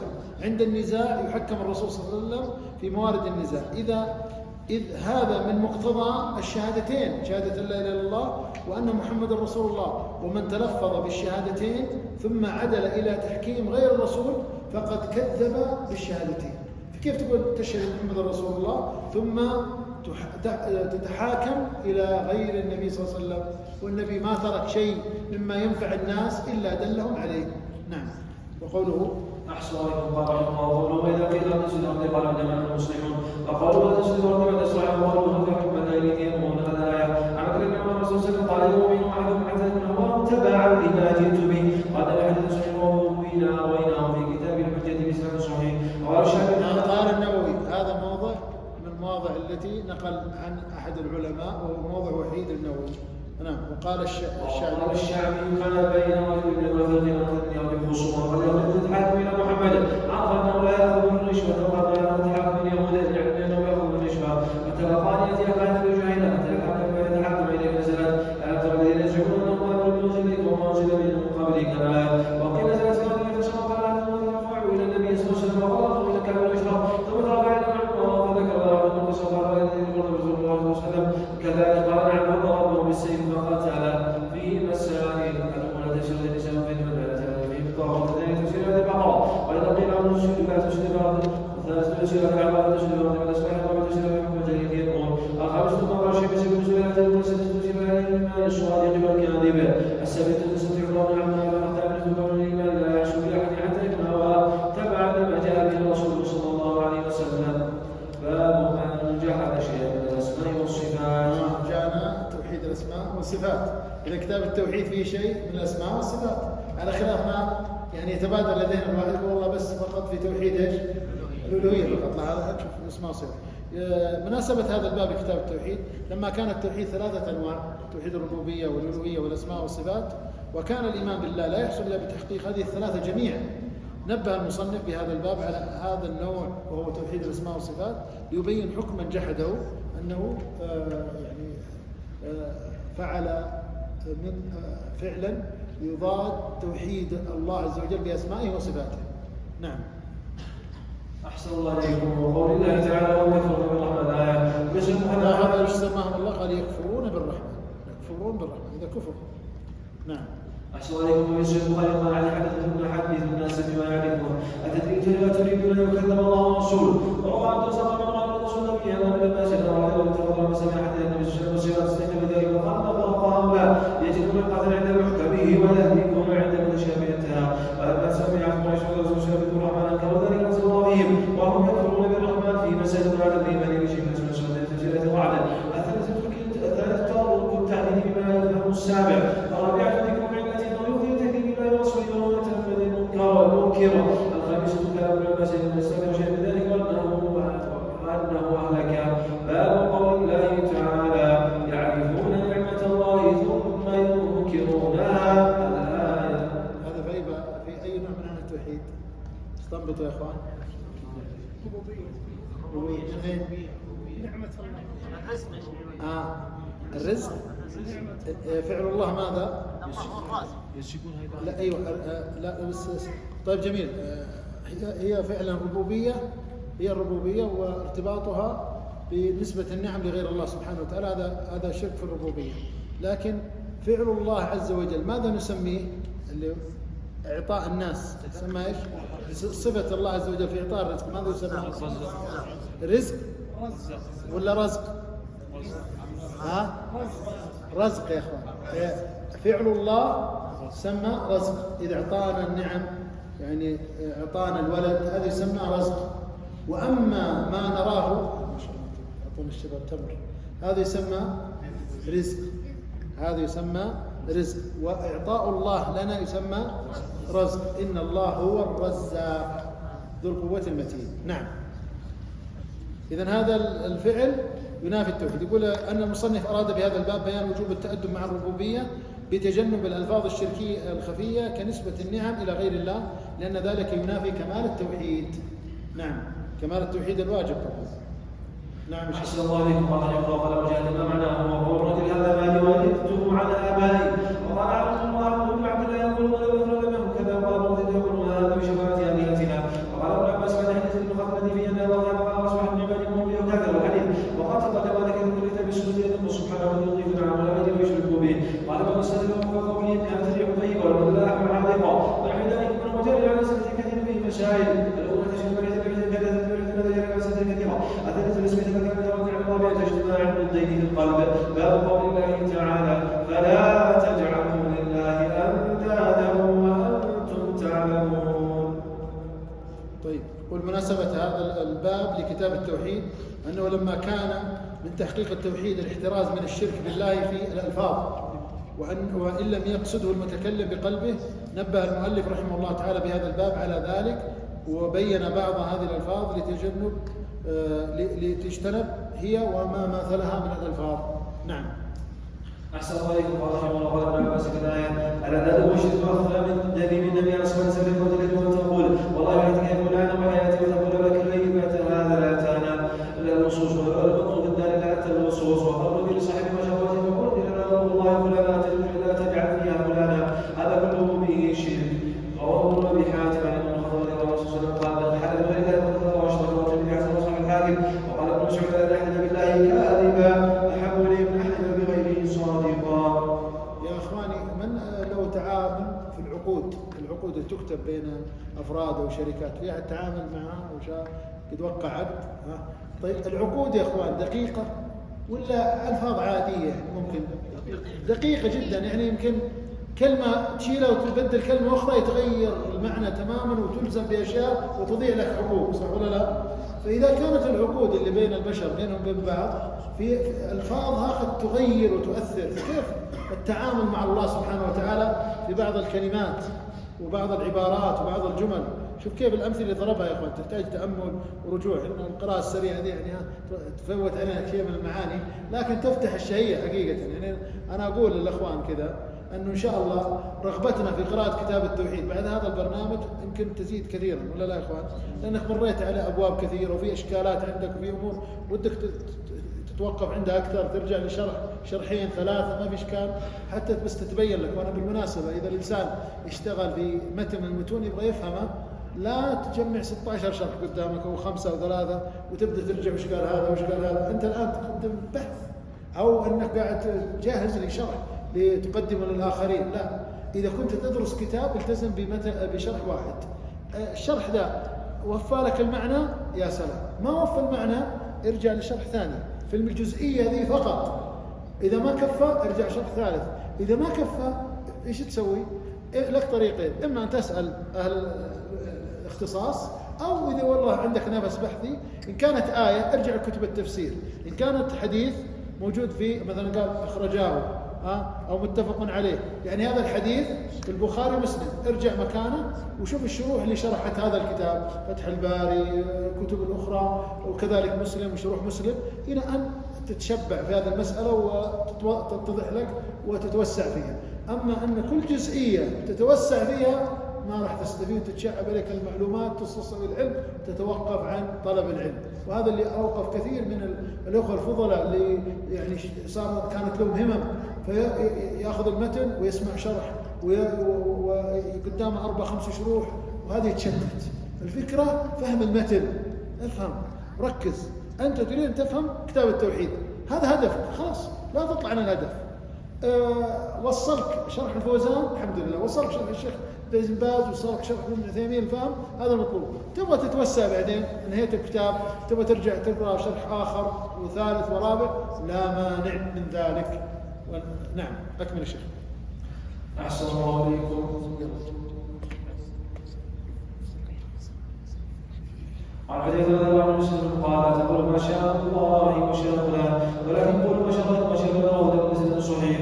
وجاء عن ابراهيم بن خيان كان يقول يقول بالله بكل جزء وبسم الله بالله ثم بك قال ويقول الله ثم فلان وتقبل الله وفلان في مسألة أن تسير وتقدم الصحابة رضي الله عنهم يسيرون لآية الناس بالشرك الأكبر أنها تعمل الأصغر ثلاثة أحكام إلى الشرك. الرابع ثم من أحكام إلى سبب أكبر من اليمين الغموس. الخامسة الفرق بين الواو وثم في اللفظ.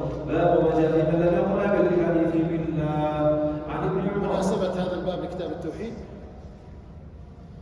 باب من لم يقنع بالحلف بالله سبحانه وتعالى، أن القناعة بالحلف بالله عز وجل من تعظيم الله عز وجل وتقديره في قلب المؤمن والموحد، فالذي لا يقنع هذا يدل على عدم تعظيم لله ويعظم الشخص الآخر. قصة ذكرها أحد المؤرخين، يذكر أن شخصا سرق من بيت أحد التجار وسرق مالا كثيرا، فبعد ذلك مسك هذا الشخص وقال له احلف أنك لم تسرق، فبدأ يحلف والله وبالله وتالله ومنطلق فقام والعياذ بالله صاحب المال وقال والعياذ بالله اسمعوا هذه الكلمة، قال بالله لا نرضى، بالله لا نرضى، احلف بضريح الهلاهل، احلف بضريح الهلاهل. فاعترف قال نعم. قالوا له ليش؟ قال الله يغفر ويتوب حتى لو حلفت أن كذب، بس هذول لا ما يتركون حقهم، ينتقمون مني إذا كذبت عليهم. ولذلك يا أخوان للأسف عند الرافضة القدامى والمعاصرين الآن زين إذا أراد أن يعظم القسم قال إيش؟ حتى ثقافة نشروها حتى عند أهل السنة يحلفون بالعباس. إذا تريد أن تعرف أن الرافضي صادق إذا حلف بالعباس، إذا حلف بغير العباس أو حلف بالله يكذب. إذا قالوا العباس انتهى الموضوع، لأنه يعرف أو علم أنه إذا كذب في حلفه بالعباس سيصير له كارثة ومصيبة. شفتوا كيف الاعتقاد؟ وصلى الله العفو والعافية. نعم شيخ. أحسن الله عليكم. باب ما جاء في من يقنع بالحلف بالله. عن ابن عمر رضي الله عنه مع الرسول صلى الله عليه وسلم قال تحلفوا بآبائكم وحلف بالله من الصغرى ونحن معليش يا اخوان جت خاطرة، بعضكم ما شاء الله عنده في التقنية، أقول من المشاريع النافعة المفيدة لو بعضكم يعني له في التقنية يدخل على مقاطع المشايخ يقرأ فيها من قراءة المدي السريع يقرأ فيها مثلا كتاب التوحيد وينتقي بعض الفوائد اللي تعالج بعض قضايا الشركيات اللي عند الرافضة وعند الصوفية وكذا، ويقطعها من سياقها يأتي بالفائدة ويسمع الإنسان الكلام المقنع بدون ارتباط بكتاب التوحيد محمد عبد الوهاب ولا الشيخ فلان ولا كذا، إنما الفائدة الآية وفهمها، إنما الاستنباط الموجود أو التحذير من كذا، مثل اللي ذكرناه الآن قضية مثلا حلف بالعباس وكذا. لو بعض الرافضة الآن وقفوا على هذا الكلام وفعلا وازنوا أن تحلف بالله وتحلف بالإنسان، الله عز وجل هو القادر خلق هذا، كيف الإنسان يعظم بشر ويخاف أن يحلف به كذب وفي نفس الوقت يحلف بالله كذب ولا يخاف؟ ومثل هذه الأمور قد تنفع كما هم يفعلونها الآن لنشر باطلهم، فلعل من بريء منكم في هذا الباب. نعم. أحسن الله عليكم. عن ابن عمر رضي الله عنه رسول الله صلى الله عليه وسلم قال لا تحلفوا بآبائكم ولا بالأصدقاء. وعن ابن عمر بالله فليرضى الله ولا يرضى يسب الله ويقول ما جلس ابن حسن في مسائل العلماء هذا بدأت الأمر المحلوفين وبالله أن يرضى ذلك وعلم من لم يرضى باب القول ما شاء الله وشئت. عن قتيبة بن النبي صلى الله عليه وسلم قال انهم يشركون بالله تقول ما شاء الله وشئت فقال الله كعبة امامه صلى الله عليه وسلم اذا رضى يحلف بما يقول وقد حمد يقول ما شاء الله وشئت وما سير صحة وروى ابن عباس قال النبي صلى الله عليه وسلم ما شاء الله وشئت قال جاءت الله النداء ما شاء الله وحده فلما تدعو بين غيث من عشر شاء في عائشة امها قال رايتها اني اتفع قال نافني من يوم يقول انكم لا تلقوا لولا ان تكون عن سنه الله قالوا انكم لا تلقوا لا تلقوا ما شاء الله وشئت محمد ثم قلت له النبي صلى الله عليه وسلم لا تلقوا لا تلقوا المسيح ابن الله قالوا انكم لا تلقوا ما شاء الله وشئت محمد فلما اصبحت فأخبرت بها من اخبرت مثل النبي صلى الله عليه وسلم فقال اخبرت بها قلت نعم قال محمد الله عني ثم قال فبعد ان الى الله ويا الله بها من اخبر منكم وان قلت كلمه كان يعني كذا وكذا معناها لا تقول ما شاء الله وشئت محمد ولا تقول ما شاء الله وحده في مسائل المشركين اصغر الثالث بن سعيد كذا والثالث قال صلى الله عليه وسلم جاءت الله يدفن قال يا اكرم الخلق ما لي من الوذ به سواك والبيت اللي بعد الرابع ثلاثه من المشركين قالت من قول المعنى كذا وكذا الخامسه قال والسائل من نقص الوحي السادسه ان الله تكون سبب لشر بعض الاحكام. باب من سب الدهر فقد اعاذ الله. ايش يتضمن الشرك؟ يتضمن هذا الشرك بسبب أن ساب الدهر إذا اعتقد أنه فاعل مع الله فهو مشرك. ليش سبه؟ هو اللي فعل؟ الله اللي فعل، فكيف تسب الدهر؟ نعم. من يسمي شيخ الله الدهر من أسماء الله ما يصح ما ثبت. يعني الله عز وجل يقلبه، هو قال وأنا الدهر أقلب الليل والنهار، يعني معنى أنا الدهر أي أقلب الليل. نفس لفظ الحديث يبين معنى قول الله عز وجل أنا الدهر، لأن هذا النبي قال الله تعالى هذا حديث قدسي يسمى حديث إلهي، فالنبي يرويه عن الله عز وجل. نعم. أحسن الله إليكم. وقول الله تعالى وقالوا ما هي الحياة الدنيا فنحيا وما بنا إذا الدهر فسألوا الله المسلم قال الله تعالى مدرب على المسلم والدهر قال ابن ابن من الذين سألوا عنه والدهر في مسائل ولا ينسب الدار تسمية الله تسمية هذا الله ثالثة في قول الله والدهر وقد يكون سابا ولو لم يقصده بقلبه. أحسن باب التسمي بقاضي القضاة ونحوه. في بيان التسمي باسم في مشاركة لله في التعظيم شرك في الربوبية قاضي القضاة. نعم. في صحيح الذي رضي الله عنه مسلم قال إن أخذ عن الناظر عصمة الله يقول سلم ملك الملك لا مالك إلا الله. قال سفيان بن شاهد مثل غير على الله يوم القيامة فأخبثه قوله أخذ عني أو وضع في مسألة تسمي بملك الملك لا في معناه مثل كما قال سفيان تطول للتقليد في هذا النحو مع الفرق بين الخبر المقصود معناه الرابع تذكر لأن هذا ليد الله سبحانه تعالى سبحانه. باب احترام أسماء الله تعالى وتغيير الاسم لأجل ذلك. أن احترام اسماء الله تعالى وتغيير الاسم من أجل ذلك من تحقيق التوحيد. نعم. أحسن إليكم قال رحمه الله جميعا قال كان كلمة بالحكم فقال النبي صلى الله عليه وسلم الله الحكم بين الحكم وقال إني قومي إن أخذ بشيء أتوني فحكمت بين فرضي وكلا الفريقين فقال ما أحسن هذا فما لك من ولدا. قلت شريح مسلم عبد الله قلت شريح قال فأتاه شريح وأخذ والغير في مسألة ألا يحسن يا رب مسؤولية الله واسماء الله ولم يقصد معنى ذلك يسبح ذلك الأبناء للكنية. باب من هزل بشيء بذكر الله والقرآن والرسول. أن الهزل بشيء فيه ذلك كفر منافي للتوحيد.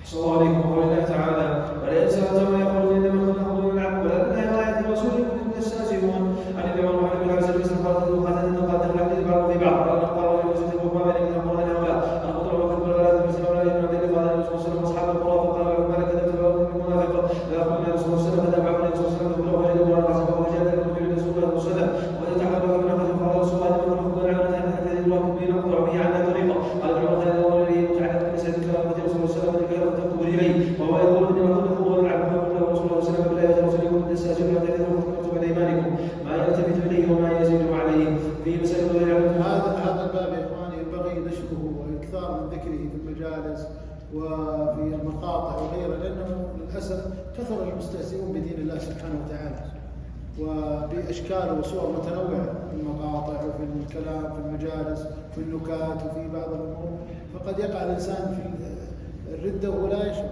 كفر بالله سبحانه وتعالى. نعم. أحسن عليكم قال الله مسألة من يقول تنزل بهذا الكفر بنزل هذا بهذا فإنه كفر. أثبتنا هذا الشيء الذي فعل ذلك من كان أثبتنا فرق مثل النبي صلى الله عليه وسلم رسوله صلى الله عليه وسلم ولا تفرق بين عفو الذي يقول الله ونظر على إله مصدر من ذلك ولا ينبغي أن يقبل. باب ما جاء في قول الله تعالى ولذا قلنا رحمة من بعد الضراء مسته يقول أن هذا لي ومعه الساعة قائمة. قال قوله هذا لي بعد أن أصابته ضراء، من اعتقد أنه يعني المستحق لما حصل له من النعم بعد ما أصابه ضراء هذا منافي لكمال التوحيد، منافي لكمال التوحيد. فالله سبحانه وتعالى يبتلي الإنسان وربما لا يعطيه يعني سراء ولا يعطيه نعمة من كمال الابتلاء، وربما يعطيه نعمة هذا لا يلزم استحقاقه بذلك. نعم. أحسن الله عليكم. قال وجعل هذا بعمل وأنا مخلوق به. وقال ابن عباس من عندي وقوله قال مثل من عندي قال تعالى مني بوجوه المكاسب. وقال فما علم أنه أني له أهل وهذا معنى قد جاء وتيت عشرة. وعن ثم ذكر عن سمعت رسول الله يقول هذا من بني إسرائيل وصلى الله عليه وسلم وعلى طلبة من بعد كلمة والرسول قال يا شيخ عليك قال حسن بن حسن الذي قد مسحني مسحه فذهب عنه قال أحسن جدا حسنا وجلدا حسنا.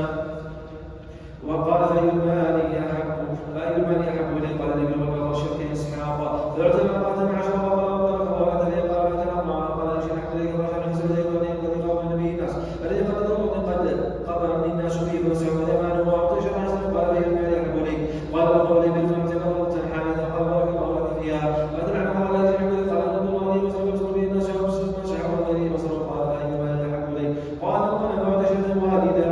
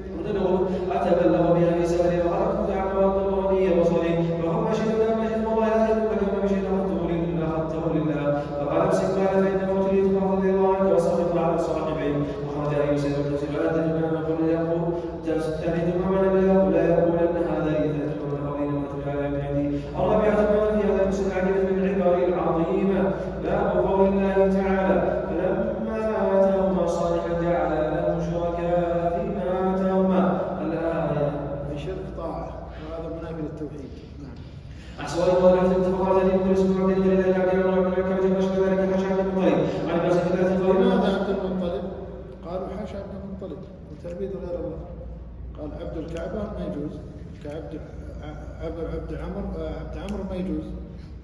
طيب لكن حاشا عبد المطلب، عبد المطلب جائز لأنه جد الرسول. قال لأن النبي قال أنا النبي ولا كذب أنا ابن عبد المطلب، يعني النبي أقره. طيب اسمه جد الرسول ايش اسمه؟ عبد المطلب ولا له اسم آخر؟ شيبة. اسمه شيبة. كيف شيبة عبد المطلب؟ هذا كان صغير في المدينة. لا ما كان في المدينة، كان يثرب. تعرفون عبد المطلب بن ايش؟ ابن هاشم ابن عبد مناف. عبد مناف زين له عدة أبناء منهم هاشم والمطلب، اسمه المطلب، أخوين. هاشم هذا تزوج من يثرب من امرأة من بني النجار، وحملت له وسافر إلى فلسطين ومات هناك، وولدت هذه المرأة بشيبة سمته شيبة، ونشأ إلى أن بلغ عمره 7 سنوات. فأراد عمه المطلب ابن عبد مناف أن يأتي بابن أخيه إلى مكة ليأخذ إيش؟ مكانة والده. كان والده هاشم له مكانة عظيمة في مكة، كان له السقاية والرفادة وله مكانة عظيمة. يريد أن يأخذ يعني المطلب يأخذ ابن أخيه مكان والده. فذهب إلى أهله من بني النجار وطلبه، قال نريد أن يأتي الابن معنا وكذا وكذا. فوافقت أمه وأخواله فحمله معه وهو صغير عمره 7 سنوات، أركبه معه في الراحلة. وتعرفون الطريق بين مكة والمدينة. وصل فكان أثر الطريق عليه ولون بشرته يتغير من الشمس وكذا، فظنوه عبدا قد اشتراه اللي هو المطلب اشتراه، أدخله مكة فرأوه قالوا عبد المطلب، يعني هذا عبده اشتراه. فأخبرهم قال هذا ابن أخي، قال لا خلاص عبد المطلب. فمسك فيه الاسم وصار مشتهرا به، والاسم ايش؟ شيبة، اسمه شيبة، ولكن خلاص اشتهر باسمه. حتى النبي صلى الله عليه وسلم كان ينتخي به كما قال الأخ، قال أنا النبي ولا كذب أنا ابن عبد المطلب. فتعبيد عبد المطلب ليس تعبيد عبودية يعني عبودية عبادة، لا، إنما عبودية رق، عبودية رق. هذا هو السبب. وهذا أنه فلما أتاهما صالحا جعل له شركاء اللي الطاعة، شركاء في الطاعة، فهذا منافي للتوحيد. هذه قصة للشيطان مع آدم وحواء وكذا يعني ذكرت. نعم. أحسن الله إليكم ورحمه الله. ابن حزم اتفقوا على تحريم.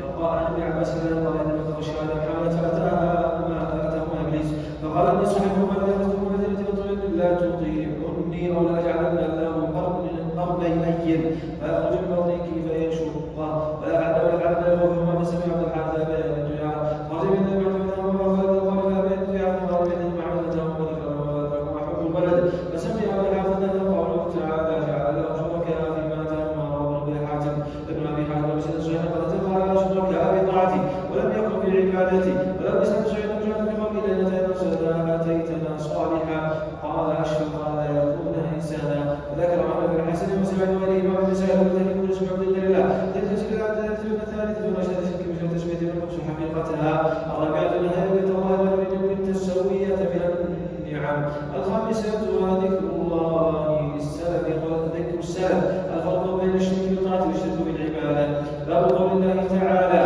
ولله الأسماء الحسنى فادعوه بها وذروا الذين يلحدون في أسمائه الآية. طبعا هذا الباب فيه نوعين من التوحيد وهو الصفات والألوهية، يعني الألوهية. مناسبة هذا الباب أن أراد المصنف رحمه الله بهذا الباب الرد على من يتوسل إلى الله بالأموات، يعني يدعوه ويتوسل إليه، يجعل وسيلة ذكر إيش؟ ذكر الأموات. وهذا وسيلة شرعية ولا بدعية محرمة شركية؟ شركية. وأن المشروع التوسل إلى الله بأسمائه الحسنى وصفاته العلى فيما يناسب الدعاء. كيف ما يناسب الدعاء؟ الرحمة أيوة، وهذا أيوة لابد يا إخوان ننتبه. بعض الأئمة جزاهم الله خير يتحمس في الدعاء، فإذا أراد الرحمة ذكر يا عزيز يا جبار يا منتقم ارحمنا. لا ما يصير. تستخدم الأسماء المناسبة لطلبك. تريد الرزق يا رزاق يا غني يا حميد، تريد التوفيق تدعو كذا، تريد الرحمة، تريد الانتقام من أعداء الله الذين يقتلون المسلمين يا رحمن يا رحيم انتقم من الكافرين. إلا في آية واحدة كان فيها تلطف وغرابة، استخدم النبي اسم رحمة في عذاب. يلا إبراهيم. لا إله إبراهيم يلا. إن الله إن تعذبوا فإنهم عبادك تغفر لهم. أي هذا سياق، لكن إبراهيم عليه السلام كان يخاطب والده إني كان يخاطب إني أخاف أن يمسك عذاب إني أخاف أن يمسك عذاب من إيش؟ الرحمن. لا من الرحمن، الآية من الرحمن. طيب الرحمن شوف لاحظ استخدم اسم الرحمن لماذا؟ ليرغب والده في الإسلام والدين. شوف ما يخوفه مرة، يقول ترى بيجيك عذاب بس ربي رحمن رحيم أسلم. شوف كيف هذا أسلوب دعوي. لكن في الدعاء لا غير، أنت تخاطب الله عز وجل وأقرب للإجابة. كلما كنت فقيها في الدعاء، إذا كنت يعني طبعا تعلم وكذا. أما الإنسان الجاهل فالله عز وجل رحيم ودود. الجاهل يعني يتقبل من حتى لو أخطأ ووقع في شرك من خطأ. طبعا الرجل اللي في ناقته وضيعها في أرض فلاة وش قال؟ كلمة كفر. اللهم أنت عبدي وأنا ربك. أخطأ من شدة ربي ما عاقبه. الله مطلع على النوايا وعلى القلوب وعلى الأحوال. لكن واحد يتعلم سنوات ويقرأ ويطلع، يوم يجي يطبق غلط. لذلك ينبغي يا إخوان قل هل يستوي الذين يعلمون؟ لذلك الله ما يعامل الناس سوا. إذا كان عندك علم لابد يكون أثره عليك ودعائك وعبادتك واستقامتك وهكذا. نعم يلا. أحسن الله إليكم. وذكر ابن أبي حاتم أن المسجد من يلحدون في أسمائه أي يشركون يسمون لا تبديل له العزة العزيز ولا العمش يدخلون فيها ما ليس منها في مسألة الأسماء تذكر الناس حسنى تتقرب دعائها ويعتقد دعاء الرجال الملحدين. الخامسة تفسير الحق لأسأل سوعيد من هذا باب لا يقال السلام على الله. نعم. قال لما كان السلام على الشخص معناه طلب السلامة له من الشرور والآفات، امتنع أن يقال السلام على الله لأنه هو الغني السالم من كل آفة، ونقص، فهو يدعى ولا يدعى له، ويطلب منه ولا يطلب له. فهذا الباب في وجوب تنزيه الله عن الحاجة والنقص، وصفه بالغنى والكمال، وصفه بالغنى والكمال. مثل بعض الناس إذا أراد أن يستدل بآية زين يقول قال الله تعالى أعوذ بالله من الشيطان الرجيم. هل الله يستعيذ من الشيطان الرجيم؟ ليش تقول قال الله؟ لا تقول قال الله، قل أعوذ بالله من الشيطان مباشرة أنت، أو إذا أنت مصر تقول قال الله بعد أعوذ بالله، يعني في شيء محذوف وهو بعد قولي أعوذ بالله، فتنسب إلى نفسك، مو تقول قال الله أعوذ بالله، يعني كأنك تنسب الكلام إلى الله. هل الله يستعيذ من الشيطان؟ لا، ما يستعيذ من الشيطان. نعم يا شيخ، يلا. أحسن الله عليكم. سيد رسول الله قال كنا إذا كنا مع رسول الله صلى الله عليه وسلم والسلام على عباد السلام على الله وسلم والسلام الله على الله والسلام عليه وسلم والسلام إذا تحية إذا نصح لله هذا الرابع العلم في ذلك نوع تعليم من تحية وتسبح لله باب قولي اللهم اغفرني إن شئت. الصحيح رضي الله عنه صلى الله عليه وسلم قال لا يقول أحدكم اللهم اغفرني إن شئت اللهم اغفرني إن شئت لازم بسم الله لا مكره له، والمسلم والمسلم يعظم الرغبة فإن الله لا يتعاظم شيئا أعطاه به مسحة الاستثناء في الدعاء أثناء من الاعتدال أثناء من لازم بسم الله يهدى الله يغفر الله والخامس تعلم هذا الأمر. باب لا يقول عبدي وأمتي. في الصحيح رضي الله عنه صلى الله عليه وسلم قال يا رحمة الله أن أطعم ربك وطلب ربك ولمسجد ولا يفرح عبدي وأمتي ويقول تايا وتاتي وغلامي في مسجد ولا يقول عبدي وأمتي وذات يقول عن ربي إذا قال وكرمك أثناء الثاني التحريم من أول قول وتاتي وغلامي ويعتني الثاني قول سيدي ومولاي. الخامسة التنمية تبين المراد وتوفيق التوحيد حتى في الألفاظ. باب لا يرد من سأل بالله. عن ابن عمر رضي الله عنه قال رسول الله صلى الله عليه وسلم من استعاذ بالله فيعيده ومن سأل بالله فاعطوه ودعا فيأتي موسى إليه معروف وكافيه فلم يزل وكاتب ما تدعو وادعوا له حتى تروا أنكم قد كافأتموه. وأبو داود النسائي الصحيح من سأل بالله يعيده من استعاذ بالله فثالث الخمسة بالله الثالث إجابة الدعوة وبيت كامل والسنية خمسة الدعاء من كثير من لم يقدر إلا عليه. السادسة قوله حتى تروا أنكم قد كافأتموه. باب لا يسأل بوجه الله إلا الجنة. عن جابر قال قال رسول الله صلى الله عليه وسلم لا يسأل بوجه الله إلا الجنة. وهو أبو داود في مثال الأولى أن يسأل بوجه الله لغاية المطالب الثالث إثبات صفة الوجه. باب ما جاء في اللون.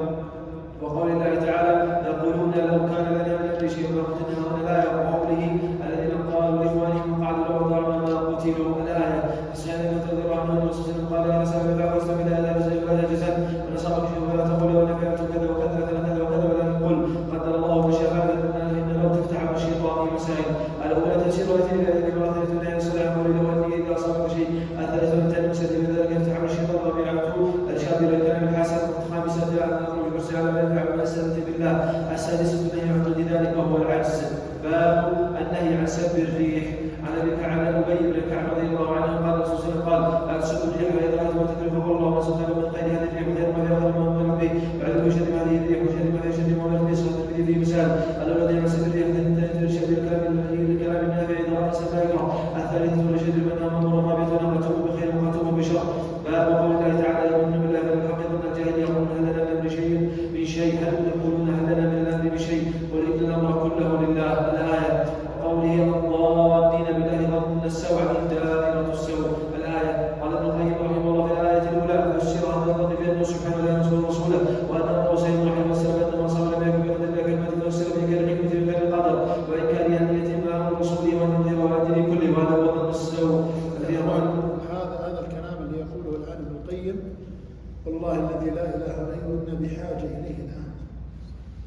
نحتاج إليه ونقرأ ونتأمل لما يورث قلوبنا من القوة واليقين بالله سبحانه وتعالى وبنصر دينه، وأن الله سبحانه وتعالى يبتلي أهل الإيمان ليعلي درجاتهم وتحصل لهم أنواع من العبودية لله عز وجل. حتى بعض أهل العلم قال الآن في بعض المصائب اللي تحصل والأمور التي يقدرها الله فيها خير كثير، وأحيانا لو استنبط الإنسان الخير. يعني مثلا هل أو مسألة علمية في باب المعتقد، هل الله عز وجل خلق شرا محضا أم لا أم نعم؟ تقولون لا. طيب ايش رأيكم الشيطان؟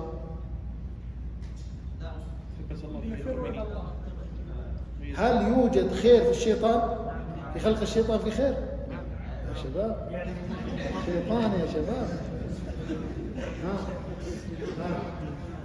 يعلم الله من يخاف بالغيب.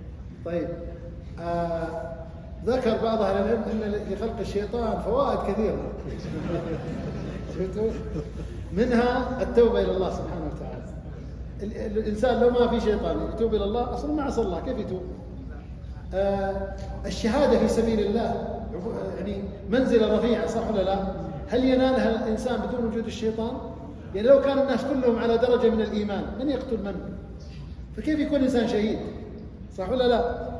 وهكذا أنواع من مجاهدة النفس، لأن نتخيل إنسان عليه عدو يمشي داخله مجرى الدم ومع ذلك لا يعصى الله، وإن عصى الله تاب إلى الله وعاد إلى الله، ما يموت إلا والله راضي عنه. 60 سنة 70 سنة 80 سنة وهو في حرب مع الشيطان، حتى في آخر لحظة ويحتضر ما يتركه إلى أن يخرج والله راضي عنه. إذن هذا الإنسان تجاوز عقبات وصعوبات كثيرة جدا من وساوس الشيطان. ويعني تخيلوا يا إخوان، يعني الشيطان حلف بالله عز وجل قال فبعزتك لأغوينهم أجمعين. وشوف مصيبته مع من أطاعه يوم القيامة، وقال الشيطان لما قضي الأمر إن الله وعدكم وعد الحق ووعدتكم أخلفتكم وما كان لي عليكم من سلطان إلا أن دعوتكم فاستجبتم لي فلا تلوموني ولوموا. شوف كيف، ما أنا بمصرخكم ولا أنتم وما أنتم بمصرخي. فهذا هو الشيطان يتبرى من أتباعه يوم القيامة، لكن نحن في الدنيا نتبرى منه ونستعيذ بالله منه، لأن الله أمرنا بذلك. ولذلك يا أخي الفاضل ودي تقرأ لنا هذا الباب بتحديد لأن بحاجة إليه. أحسن الله إليكم. قال ابن القيم رحمه الله في هذه الآية الأولى فسر هذا الظن بأنه سبحانه لا ينصر رسولا وأن أمره سيكون محل، وفسر بأن من أصابه لم يكن بقدر الله وحكمته، ففسر بإنكار الحكمة وإنكار القدر وإنكار أن يتم أمر رسوله وأن يظهره على الدين كله. وهذا هو ظن السوء الذي ظن المنافقون والمشركون في سورة الفتح. وإنما كان هذا ظن السوء لأنه ظن غير ما يليق به سبحانه وما يليق بحكمته وحمده ووعده الصادق. فمن ظن أنه يدين الباطل على الحق دالة مستقرة يضمحل معها الحق، أو أنكر أن يكون ما جرى بقضائه وقدره، أو أنكر أن يكون قدره لحكمة بالغة يستحق عليها الحد، بل زعم أن ذلك لمشيئة مجردة، فذلك ظن الذين كفروا، فويل للذين كفروا من النار. وتأمل حولك ما يحدث في العالم كله وقسوا على هذا الكلام. نعم. وأكثر الناس يظنون بالله ظن السوء فيما يختص بهم وفيما يفعله بغيرهم، ولا يسلم من ذلك إلا من عرف الله وأسماءه وصفاته وموجب حكمته وحمده، فليعتني اللبيب الناصح لنفسه بهذا وليتب إلى الله ويستغفره من ظنه بربه ظن السوء. ولو فتشت من فتشت لرأيت عنده تعنتا على القدر وملامة له، وأنه كان ينبغي أن يكون كذا وكذا، فمستقل ومستكثر. وفتش نفسك هل أنت سالم، فإن تنجو منها تنجو من ذي عظيمة، وإلا فإني لا أدخلك ناجيا.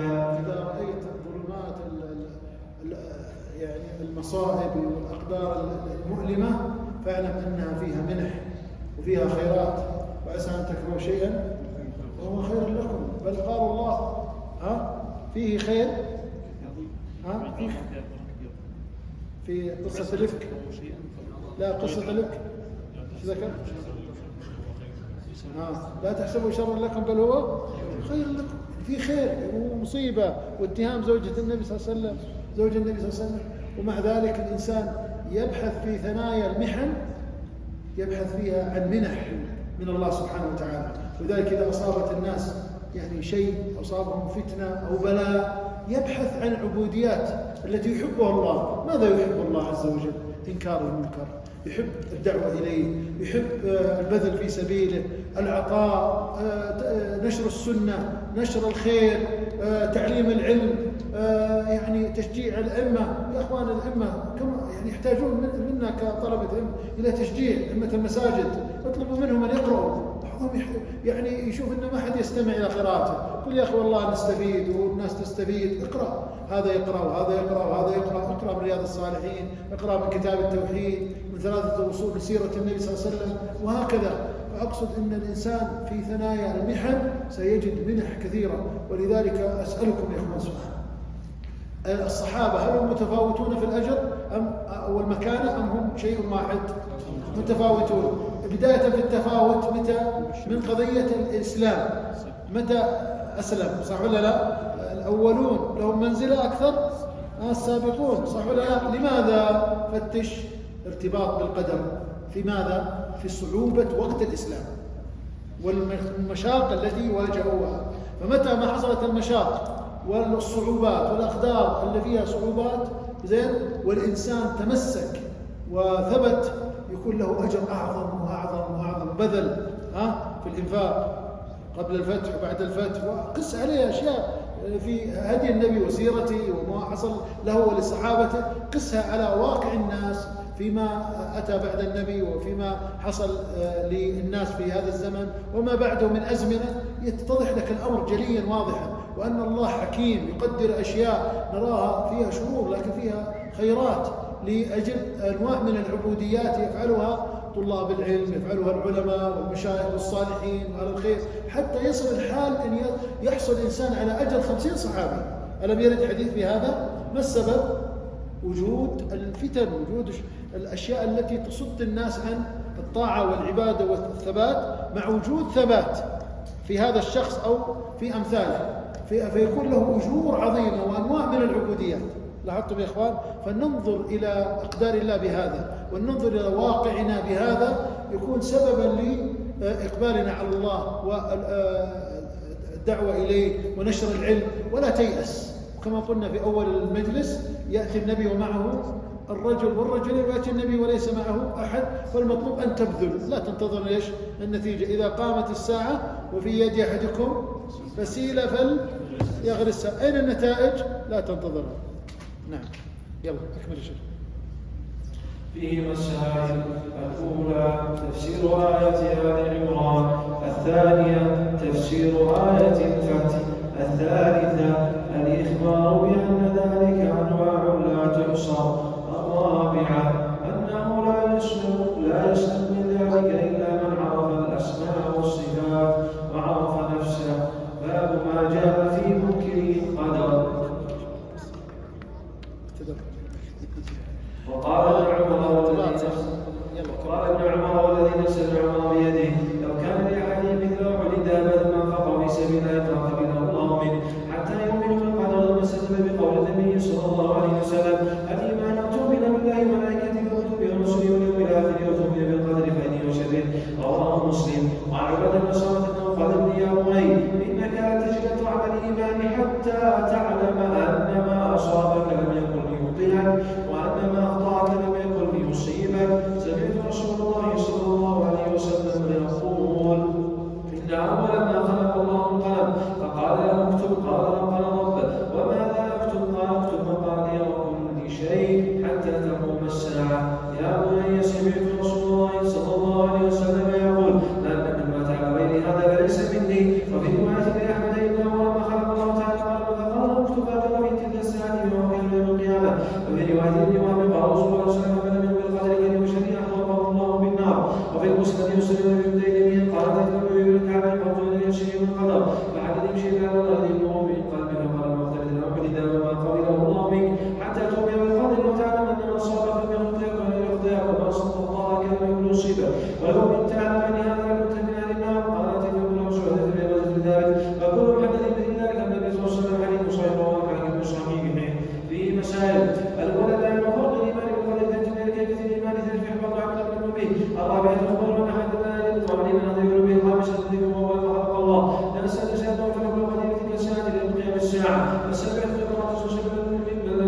به. الثامنة عادة السلف لإزالة الشبهة في سؤال العلماء. التاسعة أن العلماء أجابوا بما يجب أن يشبه ذلك من الرسول وجاء رسول الله باب ما جاء في المصورين.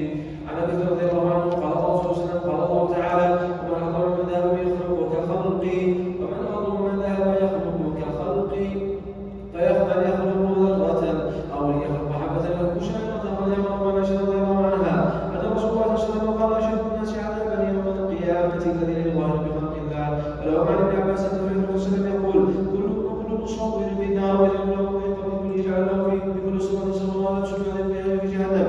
ولو معنى مرفع مسوى في الدنيا كل فانية وخفيها في الروح وليس من أفضل شدة الهياج. قال لعلي: ألا بعد يا رسول الله صلى الله عليه وسلم لا تناسوا واستعاروا المشركين سويتها فيه مسائل تدريب شديد المصورين. الثالثة بعلم الموت والذي على قولهم وربنا من يخلق في الأرض. الثالثة التنبيه على قدرته وعجزه لقوله أن له ذرة شيئا. الرابعة التصريح بأن مشهد الناس على ذهب سنة الله بعد النصرة بالسيف في جهنم.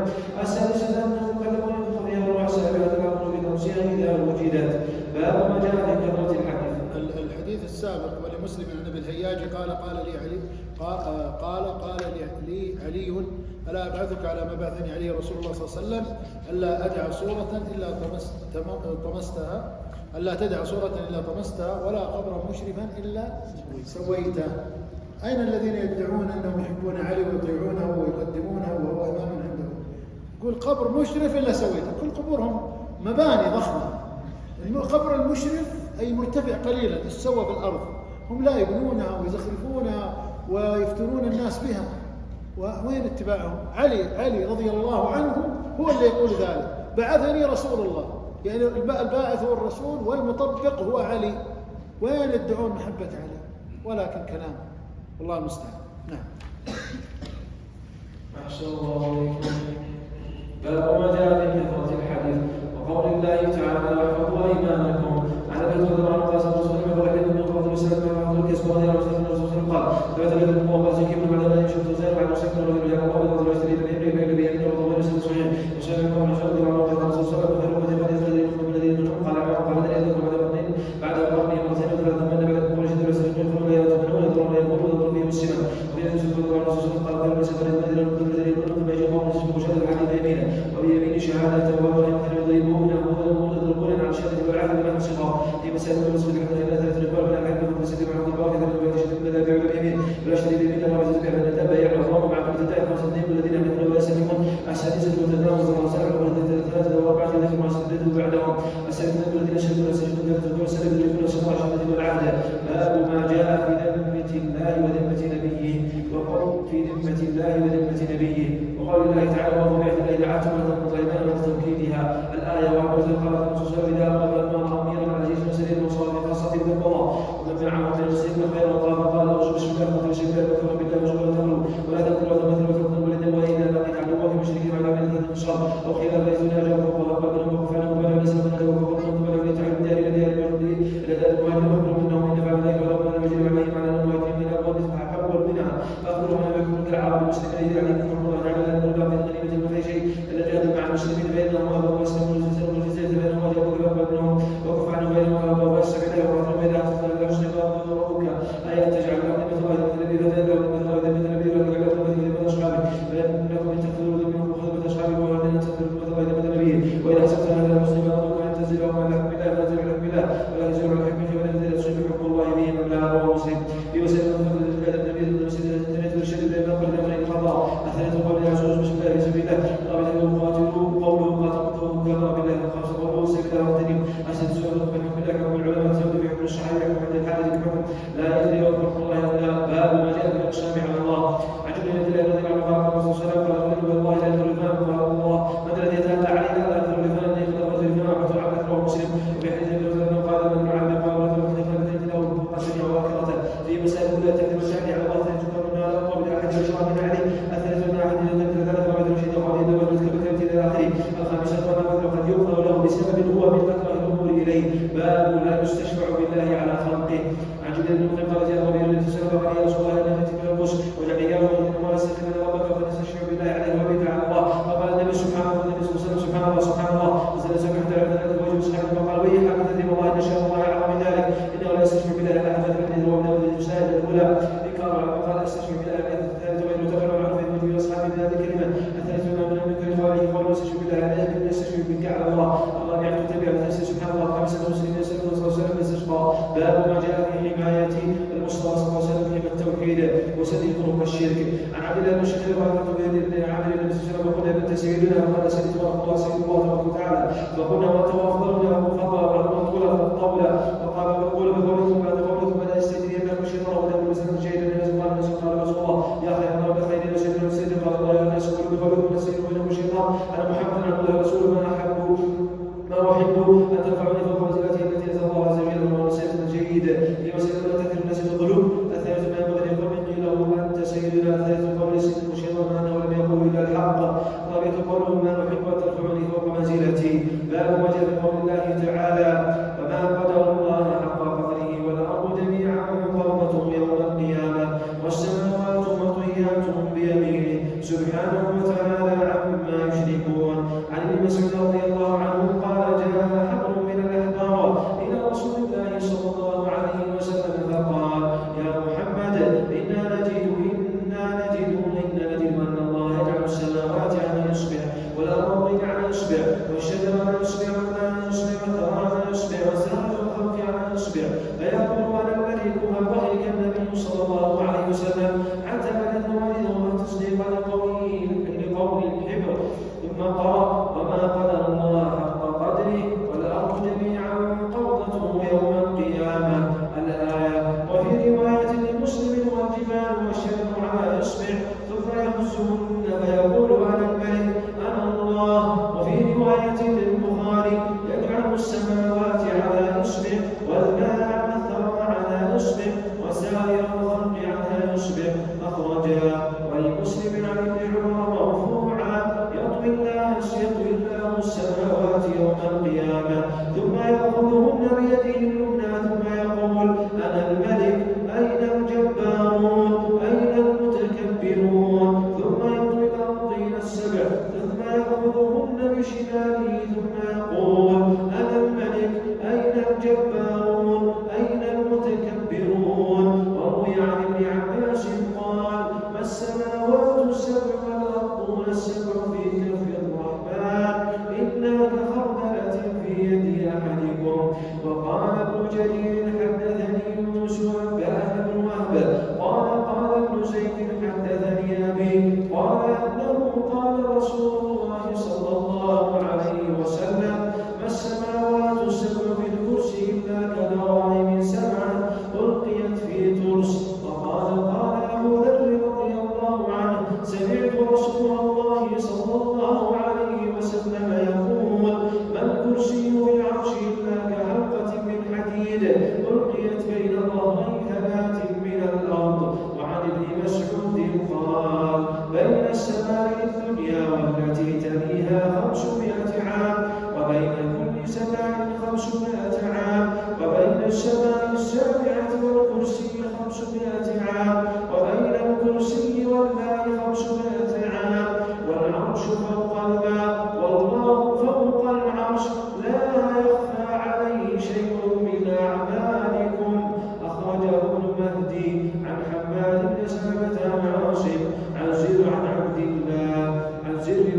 الله ورواه بنحوه المسعودي عن عاصم عن ابي وائل عن عبد الله قاله الحافظ الذهبي رحمه الله تعالى قال وله طرق وعن العباس بن عبد المطلب رضي الله عنه قال رسول الله صلى الله عليه وسلم هل تدرون كم بين السماء والارض قلنا الله ورسوله اعلم قال بينهما مسيرة 500 سنة وبين كل سماء إلى سماء مسيرة 500 سنة وكتاب كل سماء مسيرة 500 سنة وبين السماء السابعة والعرش بحر بين أسفله وأعلاه كما بين السماء والأرض والله تعالى فوق ذلك وليس يخفى عليه شيء من أعمال بني آدم أخرجه أبو داود الأولى تفسير قوله تعالى والأرض جميعا قبضته يوم القيامة. الثانية أن هذه العلوم وأمثالها باقية عند اليهود الذين في زمنه صلى الله عليه وسلم لم ينكروها ولم يتأولوها. الثالثة أن الحبر لما ذكر النبي صلى الله عليه وسلم صدقه ونزل القرآن بتقرير ذلك. الرابعة وقوع الضحك الذي صلى الله عليه وسلم لما ذكر الحبر هذا العلم العظيم. الخامسة تصريح بذكر اليدين وأن السماوات في اليد اليمنى والأرض في اليد الأخرى. السادسة تصريح بتسمية الشمال تصريح بتسمية الشمال سبيل الجبارين الجبارين والمتكبرين عند ذلك. الثامنة قوله كخردلة بكف أحدكم. التاسعة علم الكرسي بالنسبة إلى السماوات. العاشرة عظمة العرش بالنسبة للكرسي. الحادية عشرة العرش غير الكرسي. الثانية عشرة بين كل سماء إلى سماء. الثالثة عشرة بين من السماء السابعة إلى الكرسي. الرابعة عشرة بين الكرسي والماء. الخامسة عشرة أن العرش فوق الماء. السادسة عشرة أن الله فوق العرش. السابعة عشرة بين السماء والأرض. الثامنة عشرة كذا كل سماء 500 سنة. التاسعة عشرة أن البحر الذي فوق السماوات بين أعلاه وأسفله مسيرة 500 سنة. هذا آخر الأبواب والمسائل والحمد لله رب العالمين. اللهم لك الحمد على تمام النعمة تيسير الأمر.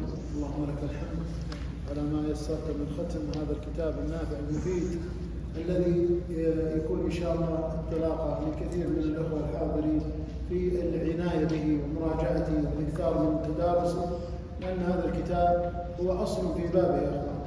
وكما قلنا في ثنايا اللقاء لا بد العناية به وبشروحه والاهتمام بفهم ألفاظه وأبوابه والاستفادة من الشروح الموجودة سواء صوتية أو مكتوبة أو في الإنترنت. والمقصود أن من الكتب التي أوصينا الإخوان بها هي كتاب الملخص شرح كتاب التوحيد للشيخ صالح الفوزان وفقه الله. هذا كتاب مطبوع. وللشروح مسموعة من الشروح المفيدة أيضا شرح الشيخ صالح بن عبد الله العصيمي لمن يعني تعود على طريقته وكذا ويريد استفادة من شرحه الشيخ صالح من أيضا من الشروح النافعة المفيدة جدا والمختصرة أيضا الذي يركز فيه على الأبواب ومناسبة الباب وأيضا ارتباط الأدلة التي ذكرها الشيخ في الباب. هذا أيضا يعني يدور في مقتضى هذا الكتاب. كما قلنا للأخوة الحاضرين أن هذا الكتاب أرويه عن الشيخ محمد بن عبد الرحمن بن إسحاق آل الشيخ عن الشيخ حمد بن فارس بن رميح عن الشيخ الشيخ عبد الرحمن بن حسن بن محمد بن عبد الوهاب عن جده المهلب الشيخ محمد بن عبد الوهاب ابن سليمان بن علي التميمي رحمه الله تعالى. وأجيزكم به إجازة خاصة من معين إلى معين في معين، ونسأل الله عز وجل أن ينفعكم به. كما أيضا أجيزكم بشرحه فتح المجيد وقرة عيون الموحدين أيضا مع هذا الكتاب إجازة عامة.